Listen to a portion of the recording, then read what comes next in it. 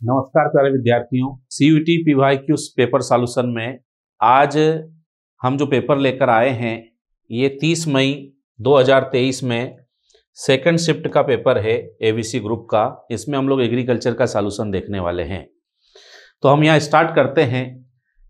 Question number 5 सबसे पहले आया। क्वेश्चन है sprinkler irrigation method save % of water. Sprinkler सिंचाई विधि से कितने पानी की बचत होती है, ये हमसे यहाँ पर बोला जा रहा है। तो सबसे पहले तो हम दो चीज़ों की बात करते हैं। एक यहाँ पर आता है इरिगेशन इफिशियंसी,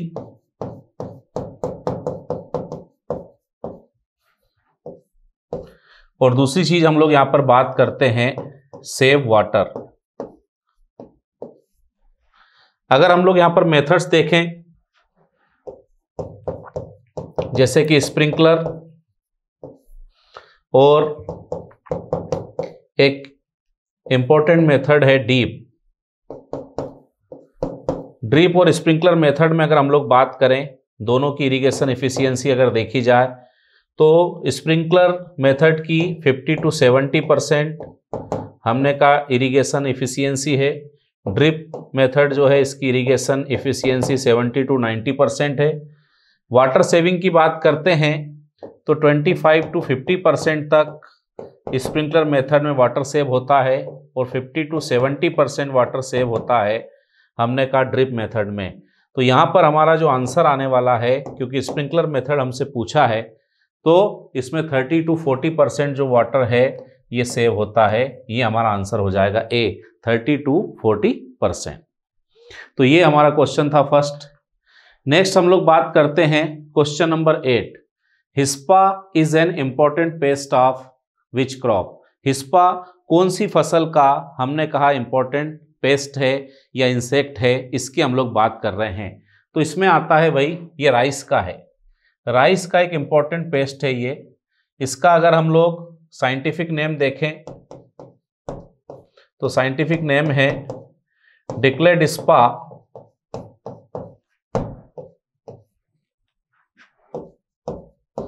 आर्मीगेरा। ये इसका राइस का एक इंपॉर्टेंट हमने कहा हिस्पा जो है इसका एक बहुत ही महत्वपूर्ण कीट है। और ये क्या करता है भाई, तो इसकी जो ग्रब होती है, ग्रब हमने कहा mine into leaf blade and feed green tissue between veins. जो लीफ वेन्स होती हैं उसके बिटवीन हम लोग देखते हैं कि जो जैसे पूरी लीफ हो गई, ये मैंने कहा पूरी लीफ का हमने कहा ये ग्रीन कलर की पूरी लीफ हो गई।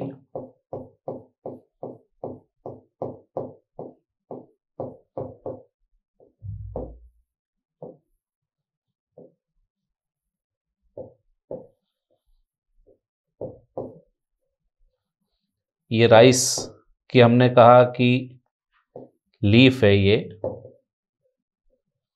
तो ये इसकी जो वेन्स होती हैं, जैसे हमने कहा कि ये इसकी वेन्स हो गई, तो इसके बिटवीन ये क्या करता है, इसको माइन करके अंदर चला जाता है इसका जो ग्रब है, और इस तरह से इसके जो ग्रीन टिश्यू होते हैं उनको फिट करता है ये राइस हिस्पा इस तरह से। तो ये हमने राइस हिस्पा के बारे में यहां पर बात की। नेक्स्ट क्वेश्चन हम लोग यहां पर देखें तो विच of the following is not a cereal crop. अनाज की फसल नहीं है, सीरियल क्रॉप नहीं है, ये हमारे सामने क्वेश्चन पूछ रहा है। तो अगर हम लोग यहां पर देखें ग्राउंडनट, ये ग्राउंडनट क्या है, ग्राउंडनट है ऑयल सीड्स। और सोरघम, व्हीट और पेडी की अगर हम लोग बात करें तो ये क्या है, ये सीरियल क्रॉप्स हैं, ये सीरियल्स हो गई, और ग्राउंडनट जो है ऑयल सीड क्रॉप में आती है। तो बहुत ही सिंपल क्वेश्चन है, इसका आंसर तो आपने यहाँ पर देख ही लिया। क्वेश्चन नंबर 10 हमसे बोल रहा है the artificial application of water for supplying moisture essential to plant growth is known. बहुत ही सिंपल सा है कि पौधों की वृद्धि के लिए आवश्यक नमी की आपूर्ति जब कृत्रिम रूप से की जाती है तो इसको क्या बोलेंगे। तो आप सभी जानते हैं कि ये डेफिनेशन है, किसकी डेफिनेशन है, तो ये डेफिनेशन है इरिगेशन की। और इससे अपोजिट क्या होता है, तो हम लोग क्या बोलते हैं, यहाँ पर इस तरह से बोल सकते हैं कि इसका अपोजिट होता है ड्रेनेज। ड्रेनेज में हम लोग क्या बोलेंगे, तो आर्टिफिशियल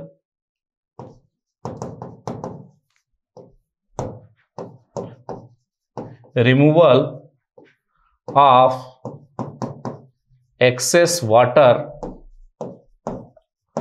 फ्रॉम फील्ड, मतलब खेत से जो अतिरिक्त पानी है उसको निकाल देना, उसको जल निकास कहा जाएगा। और हम यहाँ आवश्यक पानी को कृत्रिम रूप से दे रहे हैं तो इसको बोला जाएगा इरिगेशन। बहुत ही सिंपल सी चीज़ है। सॉइल मॉइस्चर टेंशन जो होता है ये हम लोग इरिगेशन में, इरिगेशन करना है कि नहीं करना है उसका पता लगाने के लिए हम लोग इसका मॉइस्चर टेंशन यहाँ पर देख सकते हैं। इसके अलावा हम लोग बात कर रहे हैं सॉइल वाटर रिजिम, मृदा जल व्यवस्था। ये तो इरिगेशन करना है, इसके लिए हम अरेंजमेंट जो करते हैं वाटर का, बात उसकी हो रही है। लेकिन हम लोग आर्टिफिशियली जब फील्ड में जो इम्पोर्टेंट हमने कहा अमाउंट है या रिक्वायर्ड वाटर जो है उसको जब फील्ड में हम लोग देते हैं तो उसको क्या बोलेंगे, तो उसको हम लोग बोलेंगे irrigation.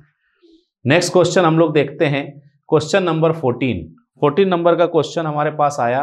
In soil testing colour of soil is determined by which chart. तो आप सब इस बात को जानते हैं कि ये जो कलर चार्ट है ये मुंसेल ने दिया था। मुंसेल जो है ये, इनको हम लोग बोलते हैं कि इन्होंने सॉइल का कलर चार्ट दिया था। मुंसेल हम लोग बोल सकते हैं, मुंसेल का पूरा नाम क्या है, तो एल्बर्ट एच मुंसेल। इन्होंने ये कलर चार्ट दिया था। 1930s की बात हो रही है यहाँ पर कि डिकेड ऑफ 1930 में इन्होंने ये कलर चार्ट दिया था। बाकी अगर हम लोग देखें तो ये मुनवेल कलर, ये तो पता नहीं क्या ऑप्शन है। बाकी ये दोनों अगर ऑप्शन देखे जाएं तो ये दोनों ऑप्शन जो हैं ये सेम है।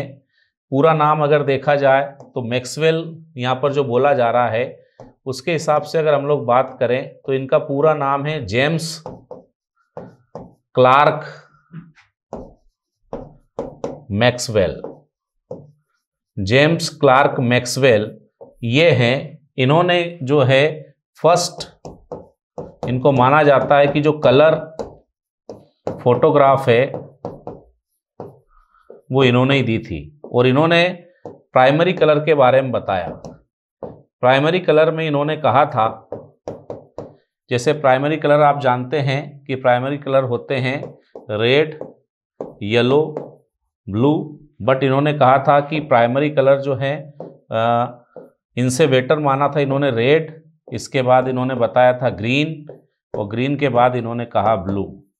ये वाला ग्रुप जो है प्राइमरी कलर का इंपॉर्टेंट है। देन इन्होंने कहा था कि रेड, येलो, वाइट वाला है। तो ये मैक्सवेल जो है, ये जेम्स क्लार्क मैक्सवेल है, इन्होंने भी कलर के बारे में बात की थी, इसलिए यहाँ पर ये पूछा है। बट आंसर हमारा आएगा Munsell colour chart. Next question है, Zygogramma bicolorata is a bio agent use to control beach wheat.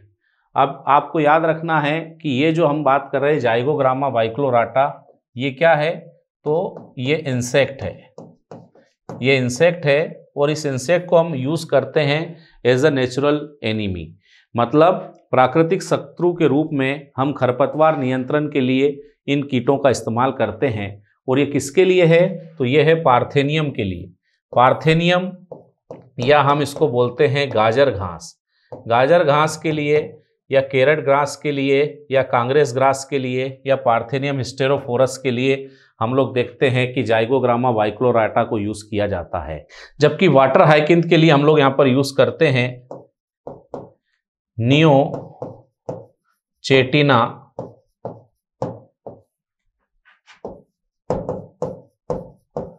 Eichhornia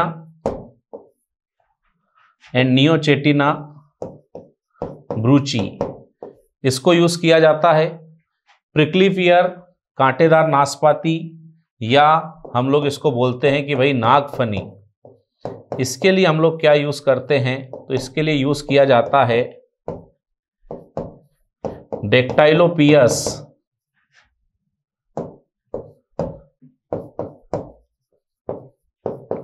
टोमेंटोसस। ये इंसेक्ट हम लोग एज अ नेचुरल एनिमी हम लोग यूज करते हैं।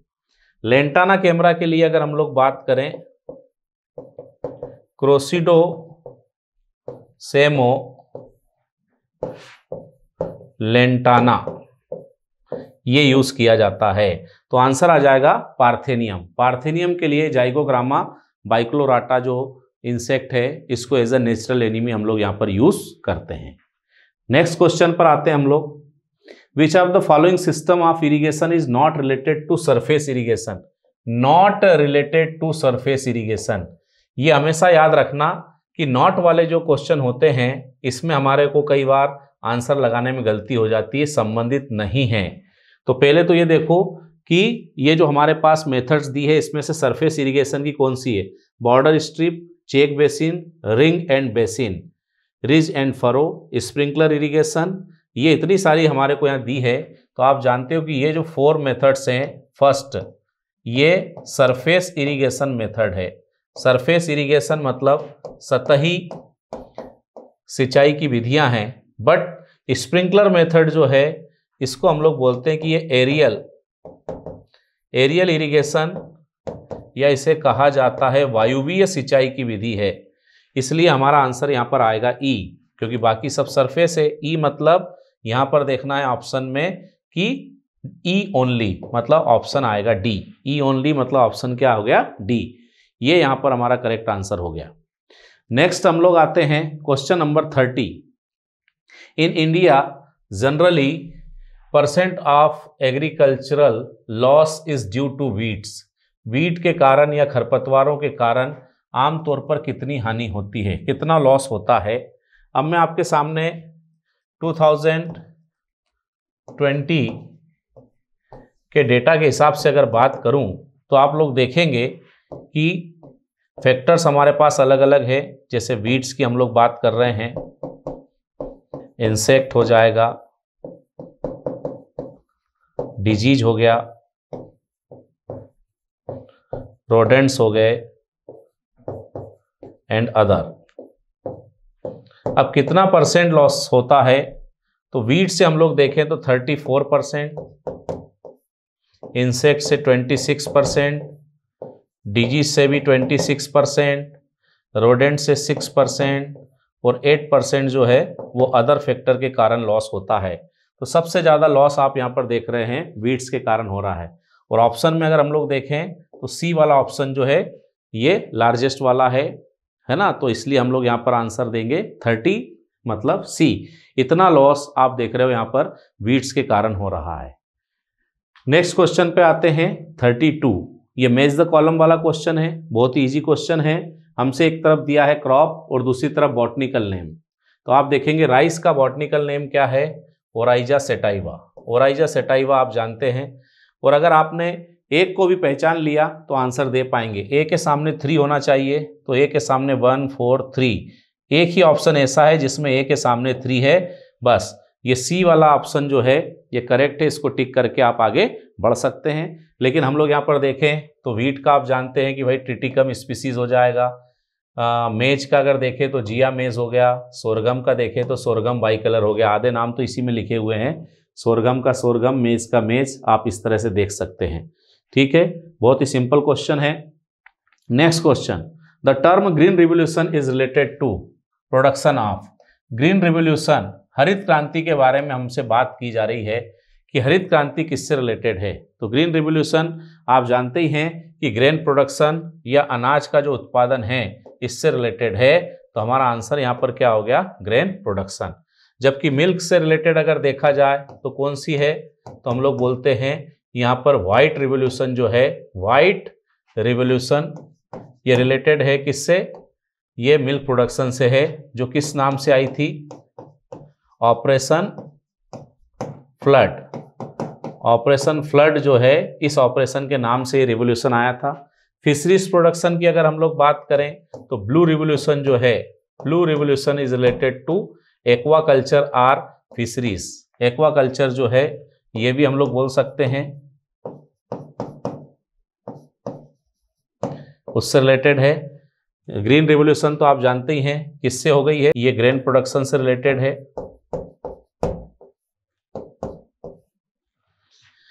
Father of green revolution Norman E Borlaug है वर्ल्ड में, और father of Indian green revolution कौन है तो आप जानते हैं MS Swaminathan.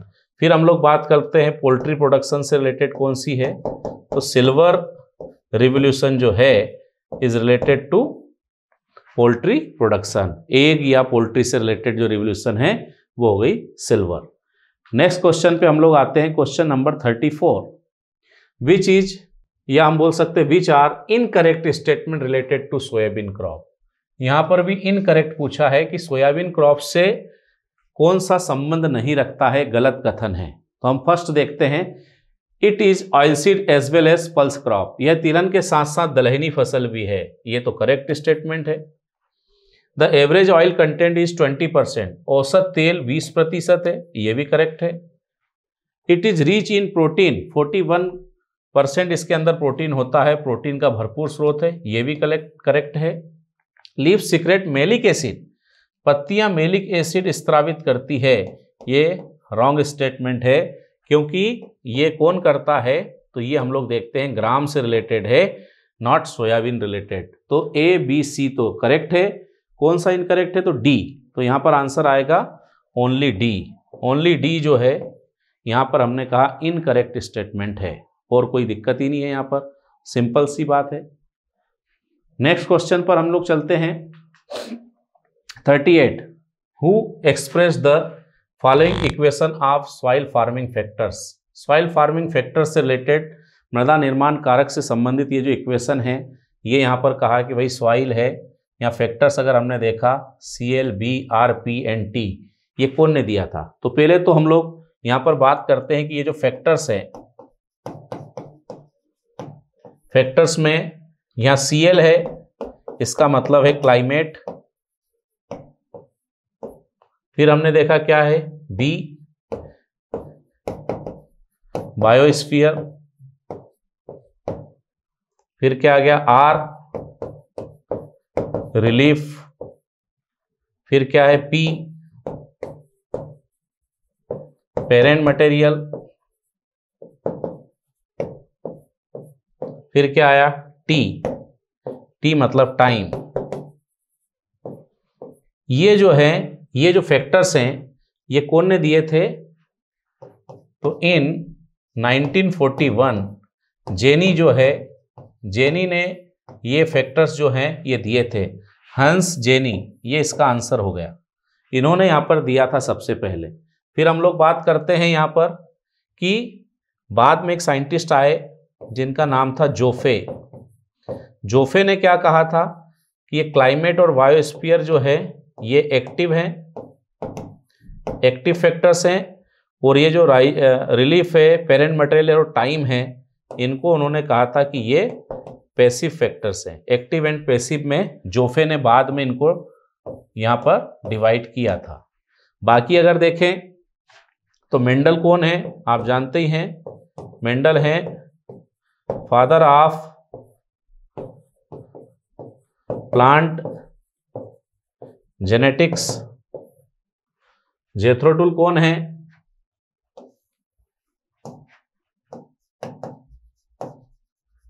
Father of modern agronomy.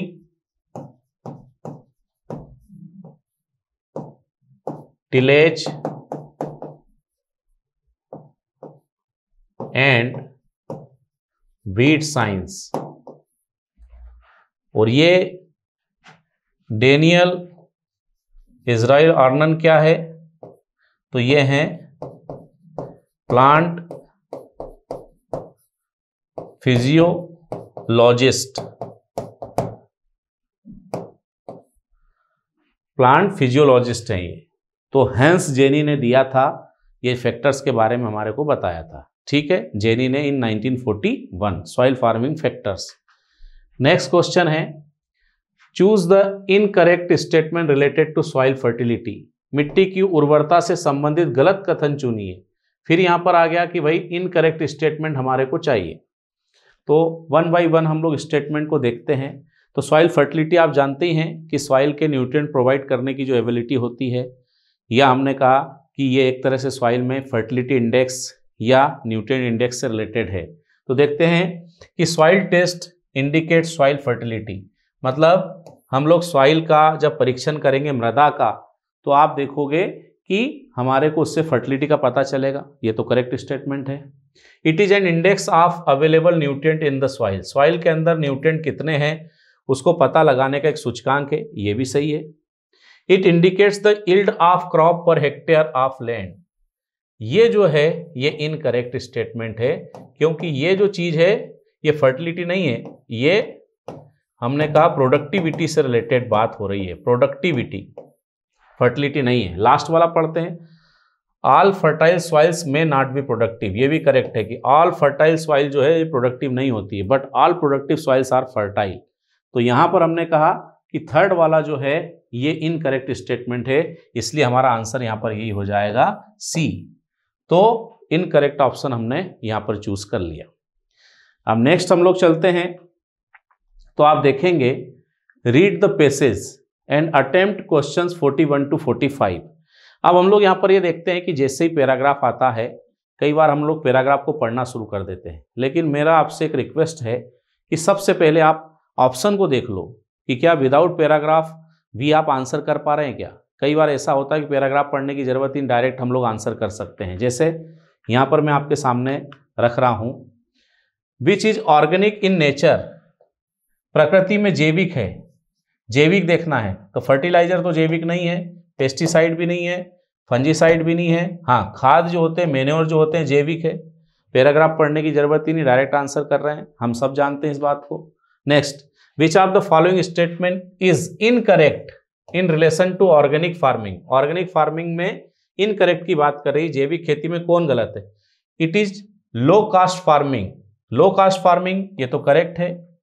It is inorganic in nature, inorganic नहीं है भाई, ऑर्गेनिक होता है, इसलिए आपने देखा कि यहां पर हमारा आंसर हो जाएगा बी, प्रकृति में अकार्बनिक है। नहीं भाई, हम लोग बात कर रहे हैं कि ऑर्गेनिक फार्मिंग का मतलब ही है कि हमको विदाउट केमिकल कल्टीवेशन करना है। इट कंट्रोल सॉइल इरोजन, ये भी सही है। It improve physical, chemical, biological property, तो सारे करेक्ट है। एक इनकरेक्ट है कि ये अकार्बनिक होते हैं या इनऑर्गेनिक होते हैं, इसलिए आंसर हो गया बी। यहां भी पैराग्राफ पढ़ने की कोई जरूरत नहीं है। नेक्स्ट हम लोग देखते हैं, निम्नलिखित में से कौन प्रकृति में अकार्बनिक है। इनऑर्गेनिक बताना है हमारे को नेचर में, तो मेन्योर जो है ये तो ऑर्गेनिक है, बायो फर्टिलाइजर भी ऑर्गेनिक है, ग्रीन मेन्योर भी ऑर्गेनिक है, उर्वरक या फर्टिलाइजर जो है ये इनऑर्गेनिक होते हैं। डायरेक्ट आंसर आ गया हमारा, पैराग्राफ पढ़ने की जरूरत ही नहीं है।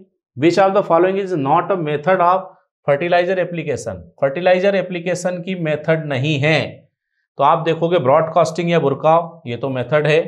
ड्रिलिंग, ये भी मेथड है। स्पॉट एप्लीकेशन, ये भी मेथड है।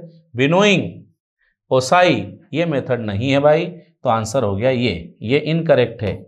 ओसाई हम लोग किस में करते हैं, तो ओसाई का मतलब होता है separate grain from straw. Harvesting, threshing के बाद हम ग्रेन को स्ट्रॉ से सेपरेट करते हैं, इस प्रोसेस को बोला जाता है विनोइंग। तो ये फर्टिलाइजर एप्लीकेशन की मेथड नहीं है। नेक्स्ट हम लोग बात करते हैं, which method of composting generally adopt in urban area, शहरी क्षेत्रों में आमतौर पर खाद बनाने की कौन सी विधि उपयोग करते हैं। तो Bangalore method, square method, rectangular method, hexagonal method. तो ये तो आप जानते ही हो भाई कि ये जो मेथड्स हैं ये प्लांटिंग की मेथड्स हैं। हॉर्टिकल्चर में आपने पढ़ा होगा कि प्लांटिंग की मेथड होती है स्क्वायर मेथड। आप जानते हैं कि स्क्वायर मेथड में आप देखेंगे कि पूरा जो एरिया होता है, ये फील्ड को स्क्वायर में हमने इस तरह से किया और इसके कॉर्नर्स पे प्लांट लगा दिया। रेक्टेंगल मेथड इस तरह की होती है, यहाँ पे प्लांट लगा दिया। हेक्सागोनल मेथड आप जानते हैं इस तरह की मेथड है, यहाँ पर लगा देते हैं और एक प्लांट सेंटर में होता है। बेंगलोर मेथड जो है ये कंपोस्टिंग की मेथड होती है, कंपोस्ट बनाने की मेथड्स होती है। तो ये हमने देखा यहाँ पर ये सारे क्वेश्चन हमारे बिना पैराग्राफ को पढ़े आ गए, लेकिन हम एक बार पैराग्राफ को देख लेते हैं कि क्या कहना चाह रहा है पैराग्राफ में। Manure are organic in nature and required in large amount for supplying plant nutrients in the available form. They improve soil physical properties like structure and water holding capacity. Fertilizer are rich in plant food nutrients and contain one or more nutrients. Biofertilizer helps in improving soil fertility as well as increase microbial population in soil. Green manure supplies organic matter to the soil, thereby improving soil structure as well as supplying nitrogen to crop. Organic farming is low cost farming which controls soil erosion and help in improving physiochemical biological properties and the soil health. Bangalore or pit method of composting is generally adopted in urban areas, whereas Acharya method is generally used in village. Nitrogenous fertilizers should be applied in split dose because of the fact that the leaching of nitrogen during heavy rains may be avoided and adequate supply of nutrient at critical stage of crop is ensured. Last में हम लोग बात करते हैं कि time of fertilizer application is a basal at sowing or top dressing. Methods of fertilizer application are broadcasting, drilling, spot application. Hindi में भी हम लोग पैराग्राफ को देख लेते हैं. खाद प्रकृति में जैविक है और पौधों को उपलब्ध रूप में पोषक तत्वों की आपूर्ति के लिए बड़ी मात्रा में इसकी आवश्यकता होती है. वे मिट्टी के भौतिक गुणों जैसे संरचना, जल धारण क्षमता आदि में सुधार करते हैं. उर्वरक पौधों के खाद्य पोषक तत्वों से भरपूर होते हैं और इनमें एक या अधिक पोषक तत्व होते हैं. जैव उर्वरक मिट्टी की उर्वरता में सुधार करने के साथ साथ मिट्टी में सूक्ष्म जीवों की आबादी को बढ़ाने में मदद करते हैं. हरी खाद मिट्टी में कार्बनिक पदार्थ की आपूर्ति करती है जिससे मिट्टी की संरचना में सुधार होता है और साथ ही फसलों को नाइट्रोजन भी मिलती है.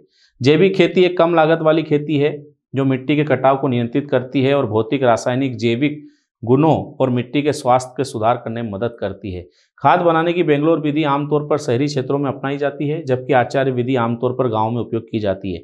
नाइट्रोजन उर्वरकों को विभाजित खुराकों में लगाया जाना चाहिए क्योंकि भारी बारिश के दौरान नाइट्रोजन की लीचिंग से बचा जा सकता है और फसल के महत्वपूर्ण चरणों में पोषक तत्वों की पर्याप्त आपूर्ति सुनिश्चित की जा सकती है. उर्वरक प्रयोग का समय आधारिक रूप से बुआई या शीर्ष ड्रेसिंग के समय निर्धारित किया जाता है.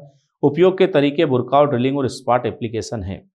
इसको पढ़ के भी आप लोग इन प्रश्नों का आंसर कर सकते हैं, लेकिन एक बार मेरी रिक्वेस्ट है कि पैराग्राफ को पढ़ने से पहले क्वेश्चंस को देख लो कि डायरेक्ट आंसर अगर आ रहे हों तो डायरेक्ट आंसर देकर आप आगे बढ़ सकते हैं. तो ये हमने एग्रोनॉमी रिलेटेड बात यहाँ पर की है. अब आपके सामने हॉर्टिकल्चर का जो सॉल्यूशन है वो लेकर भूपेंद्र यादव सर आएंगे. अगला पेपर बहुत जल्दी लेकर मैं आपके सामने आऊँगा. तब तक स्वस्थ रहें, मस्त रहें, पढ़ते रहें. Thank you. नमस्कार प्यारे बच्चों, मैं भूपेंद्र यादव आप सभी का MGSci के YouTube चैनल पर बहुत स्वागत करता हूं.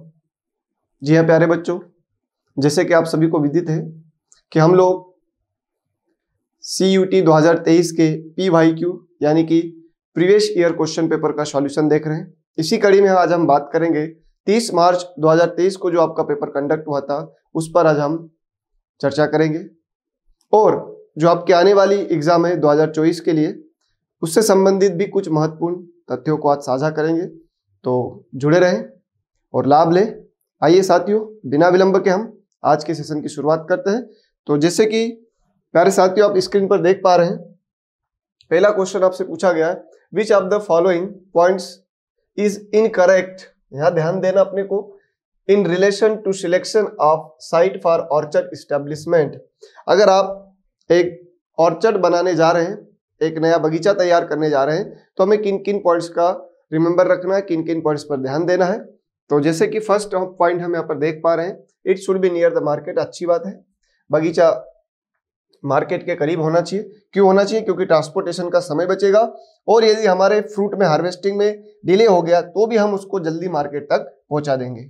अगर डिस्टेंस ज्यादा हो गया तो जैसे आपको टोमेटो पहुंचाना है तो रास्ते में उसका सॉस केचप बन जाएगा, मैंगो पहुंचाना इधर ही रस निकल जाएगा, पपाया की तो क्या कहना, बहुत जल्दी खराब हो जाएगी. तो भैया हमें इस बात का विशेष ध्यान रखना है कि हमारा जो ऑर्चर्ड है वो नियर बाय द मार्केट होना चाहिए. बिल्कुल अच्छी बात है.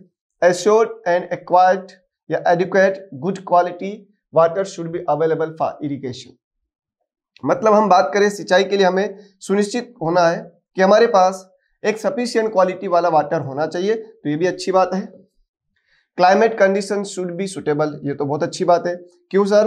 क्योंकि भैया जैसे आप सभी जानते होंगे कि एप्पल का मैक्सिमम प्रोडक्शन JNK में हो रहा है, हर कहीं नहीं होगा, सेफ्रॉन का भी वहीं हो रहा है। क्यों?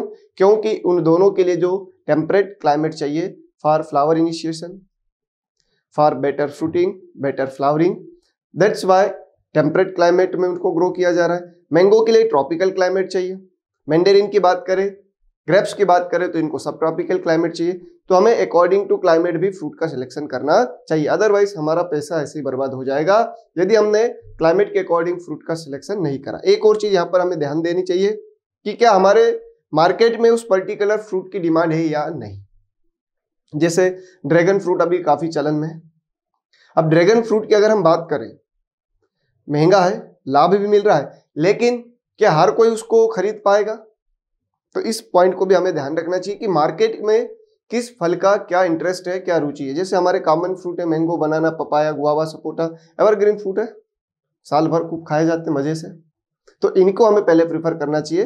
तो क्लाइमेट का ध्यान रखना, मार्केट का ध्यान रखना, इरिगेशन का ध्यान रखना है। थ्रू आउट द ईयर हमारे पास लेबर होना चाहिए, थ्रू आउट द ईयर हमारे पास मैन्योर, फर्टिलाइजर, या यूं कहूं कि जितने भी इंटर कल्चर ऑपरेशन ऑनगोइंग हो गए ऑर्चर्ड में, उनके लिए पूरी की पूरी व्यवस्था हमारे पास होनी चाहिए।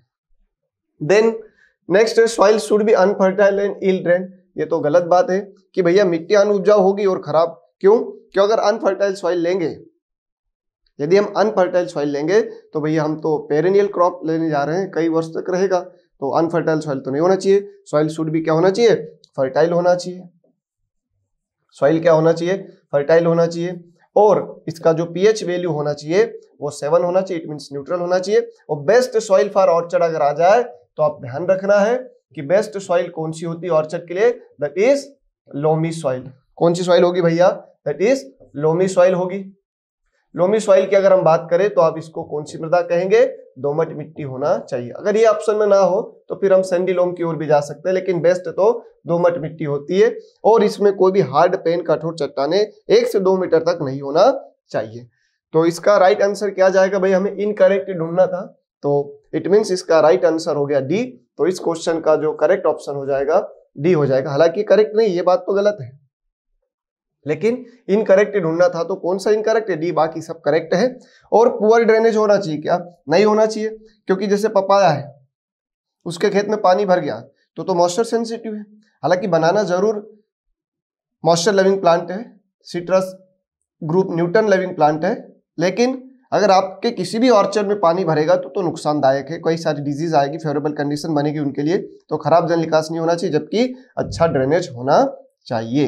ठीक है, फिर भी अगर क्वेश्चन आ जाए कि भैया जहां पानी भर रहा है तो वहां किसका ऑर्चर्ड लगाना चाहिए, तो पहली प्रायोरिटी गुआवा की होती है। पर ओवरऑल जो वाटर रिक्वायरमेंट सबसे ज्यादा होती है वो बनाना की होती है, ध्यान रखना। चलिए, 1800 से 2200 तक बनाना की वाटर रिक्वायरमेंट होती है। अगेन मेज द कॉलम की बात करेंगे हम। Temperature, rainfall, wind velocity and relative humidity. तो ये क्वेश्चन हम प्रीवियस पेपर में भी देख चुके हैं, लेकिन वहां पर सिंगल क्वेश्चन पूछा था। विंड वेलोसिटी का जो यूनिट हो दैट इज नॉट में इसको मेजर किया जाता है। देन अगर हम आगे देखेंगे तो टेम्परेचर को मेजर करने के लिए किसका यूज करेंगे? दैट इज केल्विन, काफी फेमस है। CGS, MKS में आप पढ़ते होंगे ना, degree Celsius, degree kelvin, degree Fahrenheit. ठीक है, तो इस तरह से टेम्परेचर के मेजरमेंट की यूनिट है। देन रेनफॉल की बात करें तो जग जाहिर है दैट इज सेंटीमीटर और millimetre, and relative humidity that is percentage. तो इस हिसाब से आपको मैच करना है।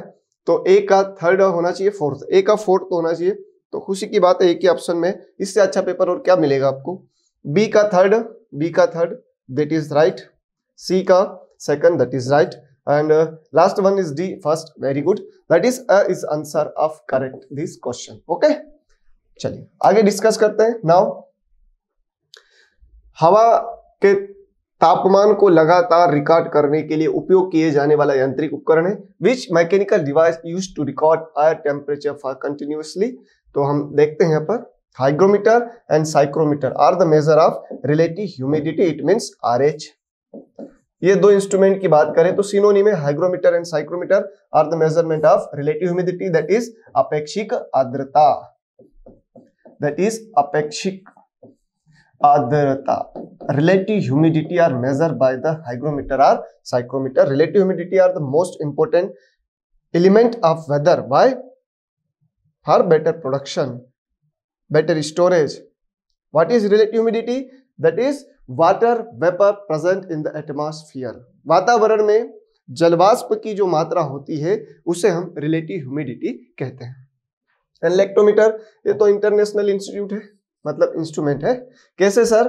क्योंकि बार बार ये पूछा जाता है। क्या पूछा जाता है कि अगर मिल्क में आपको रिलेटिव ह्यूमिडिटी बतानी है, सॉरी मिल्क के अंदर आपको स्पेसिफिक ग्रेविटिविटी बतानी है, विशिष्ट गुरुत्व को बताना है दूध के अंदर, स्पेसिफिक ग्रेविटिविटी, विशिष्ट गुरुत्व अगर आप बताना चाहते हैं, स्पेसिफिक ग्रेविटिविटी बताना चाहते हैं मिल्क के अंदर, दैट इज लैक्टोमीटर।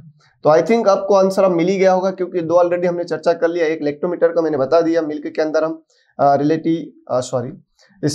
स्पेसिफिक ग्रेविटिविटी, विशिष्ट गुरुत्व को मेजर कर रहे हैं, तो दैट इज थर्मोग्राफ। तो इसका राइट आंसर हो गया that is C. And again next question बहुत इंपॉर्टेंट है, which is a semi solid, ध्यान देंगे, that is semi solid, transparent, बहुत बढ़िया, product prepared from a clear extract of pectin containing fruit juice after cooking with sufficient quantity of sugar, पर्याप्त चीनी के साथ पकाने के बाद पेक्टिन युक्त फलों से स्पष्ट आर्क से तैयार किया गया एक अर्ध ठोस पारदर्शी उत्पाद है। तो यहाँ पर बात हो रही जनरली, ये जैसे आप समझ गए होंगे, जो बच्चे पहले भी देखे होंगे इस सेशन को, उसके पहले हमने कई बार चर्चा कर ली, that is jam and jelly की बात हो रही है यहाँ पर। तो जेम क्या होता है? सॉलिड होता है, ये सेमी सॉलिड नहीं होता, that is solid. Then jelly की बात करें तो ये कैसी होती बेटा? तो ये होती है सेमी सॉलिड, ये अर्ध ठोस है। कैसा ठोस है? दैट इज, हम इसकी बात करें तो ये अर्ध ठोस होता है, और सॉलिड मतलब ये ठोस होता है। क्यों होता है? क्योंकि हम इसमें यूज करते हैं फ्रूट जूस। किसका यूज करते हैं? इसके मेजरमेंट में हम यहां पर यूज करने वाले हैं फ्रूट जूस, और यहां पर हम यूज करने वाले हैं फ्रूट पल्प। तो यहां होगा पल्प, पल्प इट मींस गूदा लेना है, और यहां हम लेने हैं फलों का जलीय रस। क्या लेंगे भाई? फलों का जलीय रस लेने वाले हैं, ठीक है। 45% लेते हैं ये भी फ्रूट जूस, और इधर फ्रूट पल्प भी हम कितना लेते हैं? 45% लेते हैं। यहाँ पर हम देखते हैं पल्प और शुगर का रेशियो 1:1 लेंगे, तब जाकर हमें सॉलिड जेम देखने को मिलेगा। बात करें हम जेली की, तो जेली में एसिड बहुत इंपॉर्टेंट चीज होता है, क्योंकि जेली बनाने के लिए पेक्टिन तो ही सही मेन चीज, इसका मेन इंग्रेडिएंट क्या है? पेक्टिन। अगर हम बात करें पेक्टिन, जिसको हम असिलेस कहते हैं, तो पेक्टिन ज्यादा नेसेसरी होता है जेली के लिए। जेम में होगा तो चलेगा, नहीं होगा तो भी चलेगा, लेकिन जेली में अगर पेक्टिन नहीं है तो उसके अंदर जो जमने का गुण है, उसके कंसिडरेशन का गुण है, उसकी क्वालिटी है, काफी इफेक्ट होती है। तो पेक्टिन ज्यादा इंपॉर्टेंट होता है फॉर जेली, जेम के लिए उतना इंपॉर्टेंट नहीं होता। ऐसा आपके सीयूटी से पहले आप आईसीआर देते थे, उसमें क्वेश्चन आया था कि जेम बनाने के लिए कौन सा इंग्रेडिएंट इंपॉर्टेंट नहीं है, तो that is pectin. But jelly बनाने के लिए है, ये ध्यान रखना, बिना पेक्टिन के जेली जमने वाली नहीं है। अब एसिड की बात करें तो जेली में कितना होता है? तो दैट इज 0.5 to 0.75, एंड अगर हम जेम की बात करें दैट इज 0.5 to 0.6। ये आपको बहुत अच्छे से रिमेंबर रखना है, ध्यान रखना है, ये परसेंट में भाई। फिर क्वेश्चन आ जाए best acid for jelly preparation. तो जेली के लिए अगर हम देखें बेस्ट एसिड कौन सा होता है, तो आपको ध्यान रखना है, इधर बेस्ट एसिड होगा that is tartaric, that is tartaric acid best for jelly. और जेम के लिए हम देखें तो दैट इज सिट्रिक। वैसे तो कोई सा भी एसिड मिला सकते हैं, कोई सा भी, इट मींस सिट्रिक है, टार्टरिक है, ठीक, ब्यूटाइरिक है। तो यहां पर जो बेस्ट है जेली के लिए दैट इज टार्टरिक, याद रखना, इधर सिट्रिक याद रखना, परसेंट लिख दिया। तो मैंने ये जानकारी मैंने आपसे शेयर कर दी, और एक जग जाहिर क्वेश्चन है, पूरी दुनिया जानते, आप भी जान लो बेटा। इसके लिए बेस्ट फ्रूट कौन होगा? That is guava, Psidium guajava. और इधर हम देखें तो यहाँ पर होगा ए फॉर एप्पल, पपाया से भी बनता है, मैंगो से भी बनता है, बनाना से भी बनता है, जैम कई सारे फ्रूट से बनाया जाता है। तो कुछ बेसिक डिफरेंस है। एक और बहुत अच्छा डिफरेंस है, मैं इधर लिख देता हूं ताकि अपना स्लाइड का भी यूज हो जाएगा और आपको याद भी रहेगा। इसके अंदर TSS होता है 68%, इधर हम TSS देखेंगे तो दैट इज 65%, और यदि हम बात करें सिरप तो इसमें भी 65% होता है। और स्क्वेश हम बात करें तो ये सिट्रस फ्रूट से बनाया जाने वाला एक प्रोडक्ट हो रहा है। तो उम्मीद करता हूं कि ये जानकारी आपको सॉरी स्क्वेश और प्रिपेयर्ड बाय टोमेटो मार्मलेड जो होता है वो आपका सिट्रस ग्रुप से तैयार किया जाता है।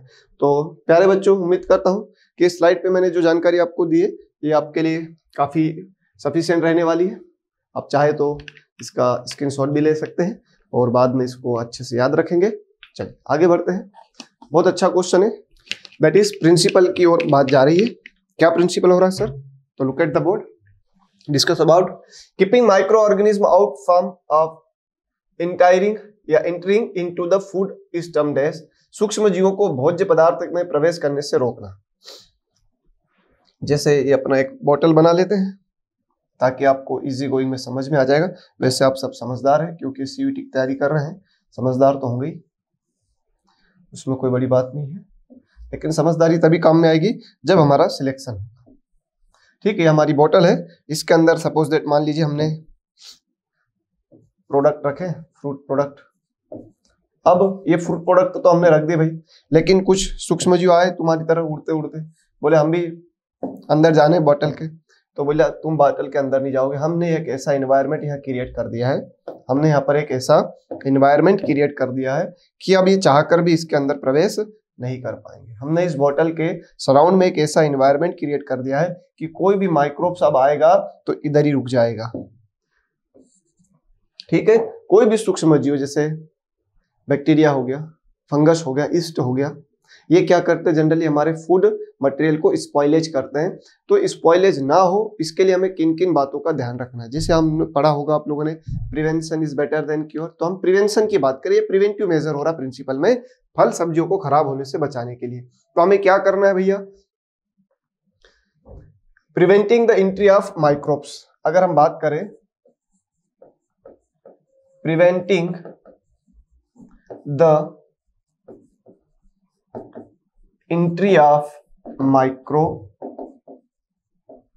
ऑर्गेनिज्म, ठीक है, हमें किसकी एंट्री को रोक देना है यहां पर? तो माइक्रो ऑर्गेनिज्म, सूक्ष्म जीवों को या सूक्ष्म जीवों के प्रवेश को रोकना है। इस लाइन का हिंदी में मतलब हो रहा भाई,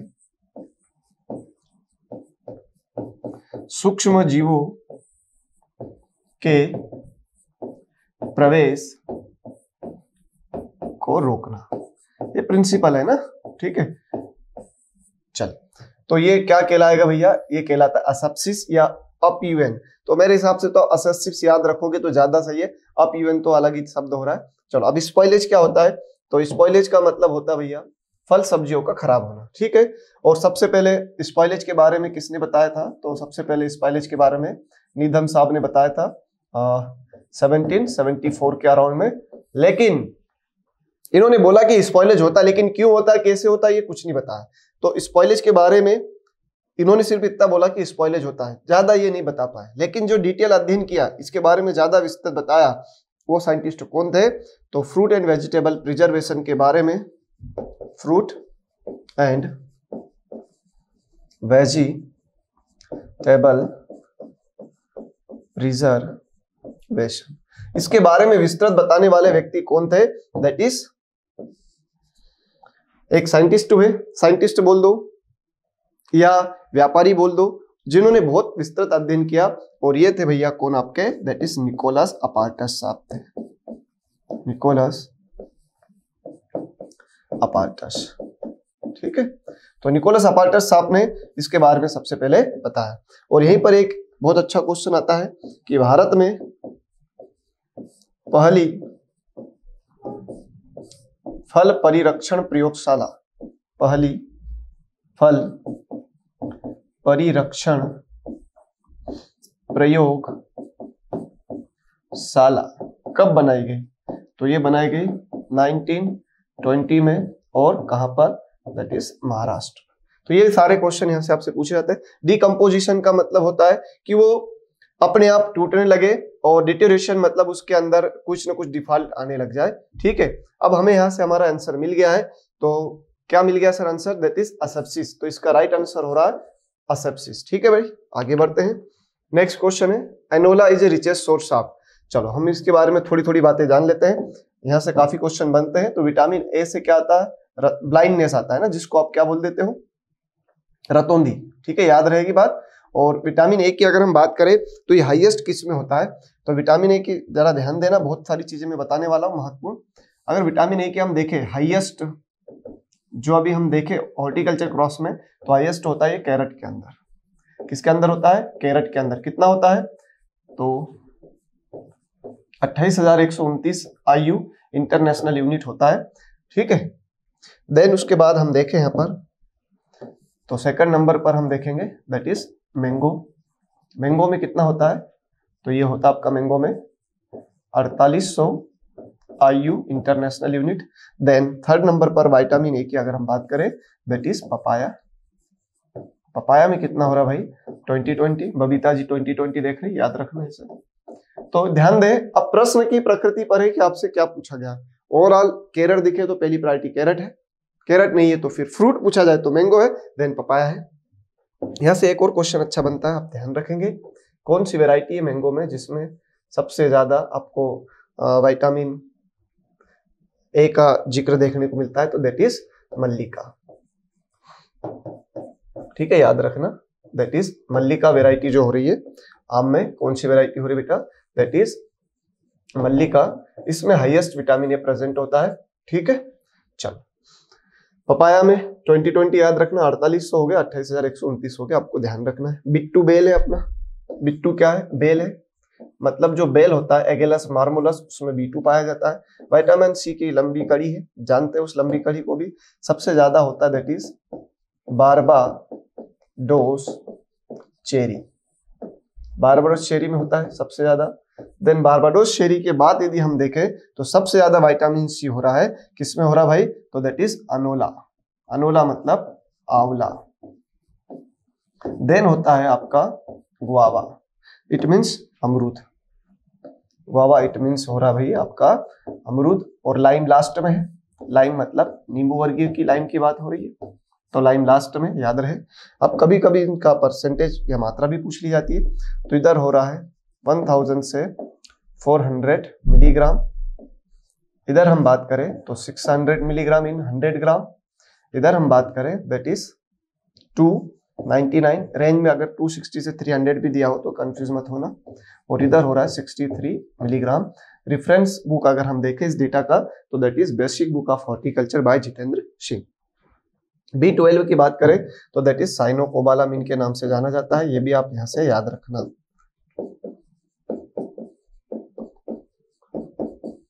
साइनोकोबालामिन, कोबाल्ट धातु इसमें पाई जाती है।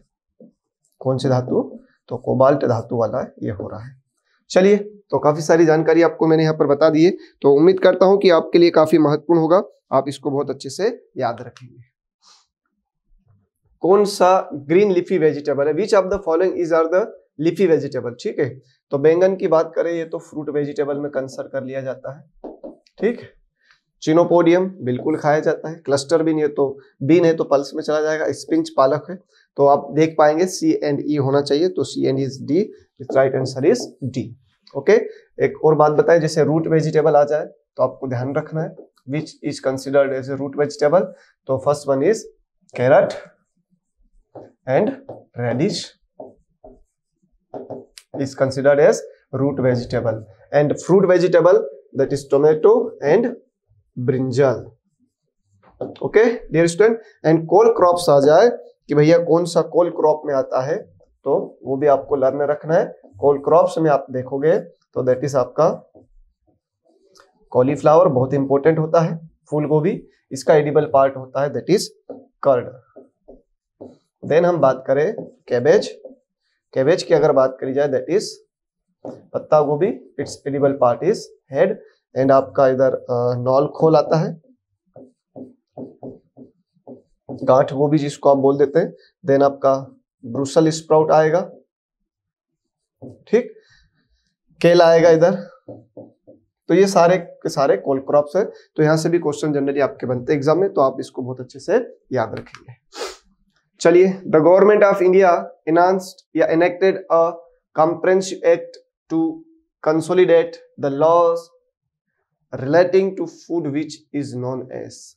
भारत सरकार ने भोजन से संबंधित कानूनों को समाहित करने के लिए एक व्यापक अधिनियम बनाया, जिसे किस रूप में जाना जा रहा है। जैसे आप सभी को पता होगा, एक अपना PFA आया था, जिसका शॉर्ट फॉर्म आप इस तरह से लिखते हैं, PFA prevention of food adulteration act is come for 1954 and one is other important fruit product order that is 1955। So important fruit order for the adulteration, mixing और काला बाजारी, है ना। इस तरह की जो घपलेबाजी हो रही थी उसको रोकने के लिए भारत सरकार ने कि भैया खाना तो शुद्ध रहने दो, ठीक है, बाकी तुम मिलावट कर रहे हो, चीजें बेच रहे हो, सब ठीक है, लेकिन खाने को शुद्ध रहने दो।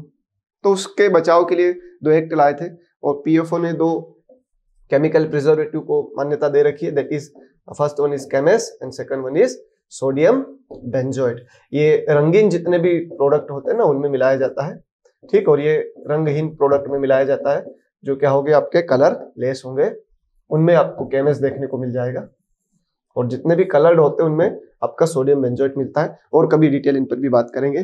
फिर एक protection of plant varieties farmers right act 2001 and food safety standard act 2006, अभी फसाई भी आ चुका है। तो इन सब को मिलाकर कौन सा एक बना दिया है, तो 2 एक हो गए, और भी जो छूट-फूट अधिनियम आए तो उन सबको मिलाकर एक गवर्नमेंट ने नया कानून बना दिया, मिलावट को रोकने के लिए, जमाखोरी को रोकने के लिए, अमानक चीजों को मिलाने को रोकने, दूध में यूरिया मिला रहे, ये सब चीजों को रोकने के लिए कौन सा कानून बनाया, दैट इज खाद्य सुरक्षा मानक अधिनियम 2006। तो साथियों इसका राइट आंसर हो गया डी। चलिए बात करते हैं, बहुत अच्छा क्वेश्चन है, कई बार आ चुका है। The pungency in chilli is due to which compound, तो कैप्सेंथीन। तो थीन के लिए मैं हमेशा बच्चों को बताता हूँ, आप भी ध्यान रखना, थैला। थीन के लिए क्या याद रखो बेटा, थैला।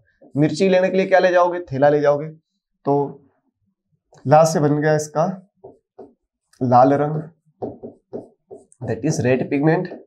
तो मिर्ची का जो लाल रंग होता है वो किसके कारण हो रहा है, कैप्सेथीन के कारण हो रहा है। जिंजर ऑयल की बात करें तो ये जिंजर में होता है, जिंजर मतलब अदरक, और ये अदरक में किसके लिए रिस्पॉन्सिबल है, दैट इज हॉटनेस और पंजेंसी, हिंदी में हम इसको चरपराहट बोलते हैं। तो ये किसके लिए रिस्पॉन्सिबल हो रहा है, तो ये पंजेंसी के लिए रिस्पॉन्सिबल हो रहा है। तीखापन अदरक का पूछा जाए that is ginger oil. And हमसे पूछा क्या गया, पंजेंसी इन चिली, तो इसके लिए भी मैं अच्छे से लॉजिक बताता हूं आपको। हॉट सिन, क्या याद रखोगे, हॉट सिन। तो हॉट से क्या हो गया, हॉटनेस हो गया। हॉट से क्या हो गया भैया, हॉटनेस, और हॉटनेस को आप क्या बोलते हैं, पंजेंसी। और सीन से आपको याद रखना है दैट इज कैप्सेसिन। बहुत कंफ्यूजन होता है ना, तो सीन कैसा होता है, हॉट होता है, इसे याद रखें। चलिए सिनेमा एल्डिहाइड की बात करें तो दैट इज सिनामोन, ये किसके अंदर होता है, दैट इज सिनामोन, ठीक है, सिनामोन के अंदर देखने को मिलता है। यहीं पर 1-2 फेमस और अपन चर्चा कर लेते हैं। रेड कलर ऑफ टोमेटो, तो टोमेटो का जो रेड कलर होता है दैट इज लाइकोपिन। कौन सा pin, that is lycopene. Lycopene सबसे अच्छा कब बनता है, तो 21 से 24 डिग्री सेल्सियस पर बनता है। फिर आप देख लेंगे अनियन की बात करें तो प्याज जिसको आप बोल रहे हैं, तो प्याज में आप देखेंगे पीला रंग हो जाता है भैया, प्याज का क्या हो जाता है, पीला रंग। प्याज में हम देखेंगे कौन सा रंग देखने को मिलेगा हमें, पीला रंग। तो जो प्याज का पीला रंग हो रहा है वो किसके कारण होता है, दैट इज क्वारिसिटिन, ठीक है, क्वारिसिटिन या क्यूरिसिटिन जो भी आप प्रोनाउंस करो, तो क्वारिसिटिन के कारण होता है प्याज का पीला रंग। फिर प्याज में पंजेंसी होती है एलाइल प्रोपाइल डाइसल्फाइड, ध्यान रखना। अनियन में पंजेंसी होती है allyl propyl disulphide. And garlic में पूछा जाए तो डाइएलाइन एंड डाइसल्फाइड होता है, ठीक है भाई, याद रहेगी बात। तो कुछ इंपॉर्टेंट पिगमेंट्स थे जो मैंने आपको यहाँ पर बता दिए। विटामिन सी की बात करना है तो पोमग्रेनेट है, करौंदा है, अंजीर है, बनाना है। बनाना की अगर हम बात करें तो इसको हम कैल्शिफिक क्रॉप बोलते हैं, काफी एनर्जी होती है इसके अंदर, इसको हम एडम्स फिग बोलते हैं, ट्री ऑफ विजडम बोलते हैं, एप्पल ऑफ पैराडाइज बोलते हैं। तो न्यूट्रिशन की बात करें तो इसमें 26% तक हमें कार्बोहाइड्रेट की बात देखने को मिलती है, और जब ये अत्यधिक पक जाता है तो इसमें आइसोपेंटेनॉल के कारण खुशबू आती है। फिग में अगर हम देखें, अंजीर में, तो इसमें कैप्टिफिकेशन बहुत इंपॉर्टेंट बात होती है, ठीक है। देन करोंदा की बात करें, कैरिसा करोंडस, एंड पोमीग्रेनेट की बात करें, अनार, तो अनार का सबसे ज्यादा उत्पादन हो रहा है महाराष्ट्र में। यह इंपॉर्टेंट बात है, याद रखना। पोमीग्रेनेट का हाईएस्ट प्रोडक्शन का होता है महाराष्ट्र में होता है। अनार की एक बहुत फेमस किस्म है, ठीक है, भगवा, गणेश, ये अच्छे से याद रखना, ठीक है। अब आपसे यहाँ बात हो रही विटामिन सी की, तो आपको पता ही है कि जो खट्टे फल होते हैं जनरली उनमें विटामिन सी होता है, और इन सब में अगर आप देखोगे तो ज्यादा सॉल्ट टेस्ट किसका आएगा, करोंदा का आएगा। इसलिए राइट आंसर क्या हो जाएगा इसका, करोंदा हो जाएगा, ध्यान रहे, ठीक है भाई। चलिए आगे बढ़ते हैं अगले प्रश्न की ओर। आसान सा प्रश्न है, मिला देंगे हम लोग। साल्ट की बात हो रही, चीनी की बात हो रही, फ्रीजिंग की और रेफ्रिजरेशन की। तो चीनी के लिए जनरली 65% मात्रा मिलाते हैं। बात करें हम सॉल्ट की, तो वैसे परमानेंट के लिए थोड़ा ज्यादा मिलाएंगे, लेकिन फिलहाल के लिए यहाँ काम हो गया। देन रेफ्रिजरेशन, फ्रीज की बात हो रही है, और फ्रीजिंग की बात करेंगे तो ये हो गया। तो थोड़ा मैं कलरफुल से कर देता हूँ ताकि आपको ये देखने में थोड़ा सुंदर लगेगा और याद भी हो जाएगा भाई, ठीक है। जोड़ी तो बना दी अपन ने। चलिए, तो उम्मीद करता हूं आपको मैच करना है आप भाई। तो फर्स्ट रेफ्रिजरेशन है ना, तो 0 to 5, ए का थर्ड। चलो भैया, बढ़िया बात है। ऐसे क्वेश्चन मिल जाए तो सोने पे सुहागा हो जाएगा, कुछ मिलाना ही नहीं, एक मिल गया काम ही हो गया। फ्रीजिंग की बात करेंगे, इट मीन्स बी का 4 ये आ गया, सी का 2 ये आ गया, और डी का फर्स्ट, इट मीन्स इसका राइट आंसर हो गया बी, बकरी। चलिए भैया, आपको एक पैराग्राफ है, इसको शांति से ध्यान से पढ़ना है और फिर पढ़कर उनके हमें क्वेश्चन आंसर पर टिक करना है। चलिए आपसे, हाँ सर बहुत बढ़िया चीज आई है, काफी दिनों बाद आई है। कौन आई है, वाइन, शराब की बात हो रही है, ठीक है। तो सर क्या करें, कुछ नहीं भाई, पढ़ सकते हैं, महसूस करो और पढ़ते जाओ। कुचले हुए अंगूरों से जरूरी या खमीर द्वारा रस के अल्कोहलिक, चलो मैं अंग्रेजी में पढ़ता हूँ, हिंदी में तो आप पढ़ ही लोगे। Wine as a product derived from alcoholic fermentation of crushed grapes, must और juice by yeast, most commonly used yeast in wine preparation, that is Saccharomyces cerevisiae. Commercially red and white wines are produced from wine grape varieties. Must is fermented for preparing red wine, juice for white wines. A temperature regime मतलब अनिवार्य है 15 से 20, maintained during the fermentation of white wines, whereas 25 से 30। तो लाल दारू बनाने के लिए इतना चाहिए और सफेद दारू बनाने के लिए इतना चाहिए। टेम्परेचर की बात हो रही है। After the fermentation complete the clear wine separated adjust for SO2 content by adding potassium metabisulphite, ठीक है। दारू बना ली अपन ने, उसमें प्रिजर्वेटिव के लिए हमें सल्फर डाई चाहिए, तो सल्फर डाई कहाँ से मिलेगा, केमिस्ट से, क्योंकि केमिस्ट के फार्मूला आप सभी जानते हैं K2H2O5, मतलब उसमें सल्फर है, तो यहाँ पर सल्फर हम ऐड कर देंगे। और red wine are stored oak barrels, है ना, ओक बैरल्स के अंदर इनको रखा जाता है। तो ये आपको पढ़ना है, बहुत आसान बातें हैं। आइए जानते हैं फर्स्ट क्वेश्चन क्या दिया है। गुणवत्ता में सुधार के लिए रेड वाइन को किन कंटेनर में रखा जाता है, अभी हमारी बात हुई थी, ये रखा जाता ओक बैरल में, तो इसका right answer that is okay barrel है। कौन सा उत्पाद कुचले हुए अंगूरों या रस को अल्कोहलिक किण्वन द्वारा बनाया जाता है, किशमिश, जूस, पिकल, वाइन, ठीक है भाई। अब पिकल की बात निकली है तो हमारा नेशनल पिकल कौन है, कुछ लोग इसमें गलती कर जाएंगे, कुछ क्या बहुत लोग कर जाते हैं, उनको नहीं पता है। तो नेशनल पिकल की बात हो, राष्ट्रीय अचार की अगर बात करें तो दैट इज लाइम होता है ना, नेशनल पिकल कौन होता है, लाइम होता है। लेकिन क्वेश्चन आ जाए मैक्सिमम हम यूज किसका करते हैं, तो मैक्सिमम जो हम यूज करते हैं, कंजप्शन करते हैं, दैट इज मैंगो पिकल। और वर्ल्ड में सबसे ज्यादा क्या खाया जाता है पिकल के रूप में, दैट इज कुकुम्बर, ठीक है। रेजिन्स में जनरली मॉइस्चर कितनी होती है, रेजिन्स में जनरली अगर हम देखें मॉइस्चर तो ये होता है 17%। किशमिश जानते होंगे, ठीक है। दाख, जूस तो सभी जानते हैं। और वाइन तो भैया क्या बनाया, अभी हमने पढ़ा, अंगूर से क्या बनाया जाएगा, वाइन बनाया जाएगा।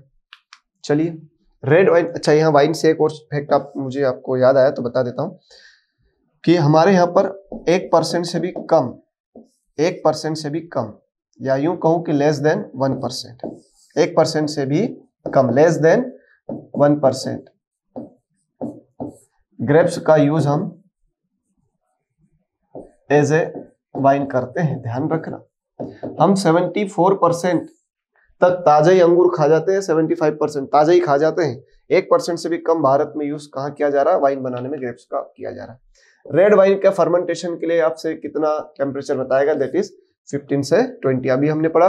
और ये किसके लिए, ये किसके लिए हो रहा है भाई? आपकी व्हाइट वाइन के लिए हो रहा है। ठीक, शराब बनाने के लिए किस खमीर का उपयोग किया जाता है? कौन सा इसमें खमीर है? Aspergillus Niger. आप देखोगे तो एस्परजिलस नाइगर की बात करूं तो यह कहाँ देखने को मिलेगा आपको?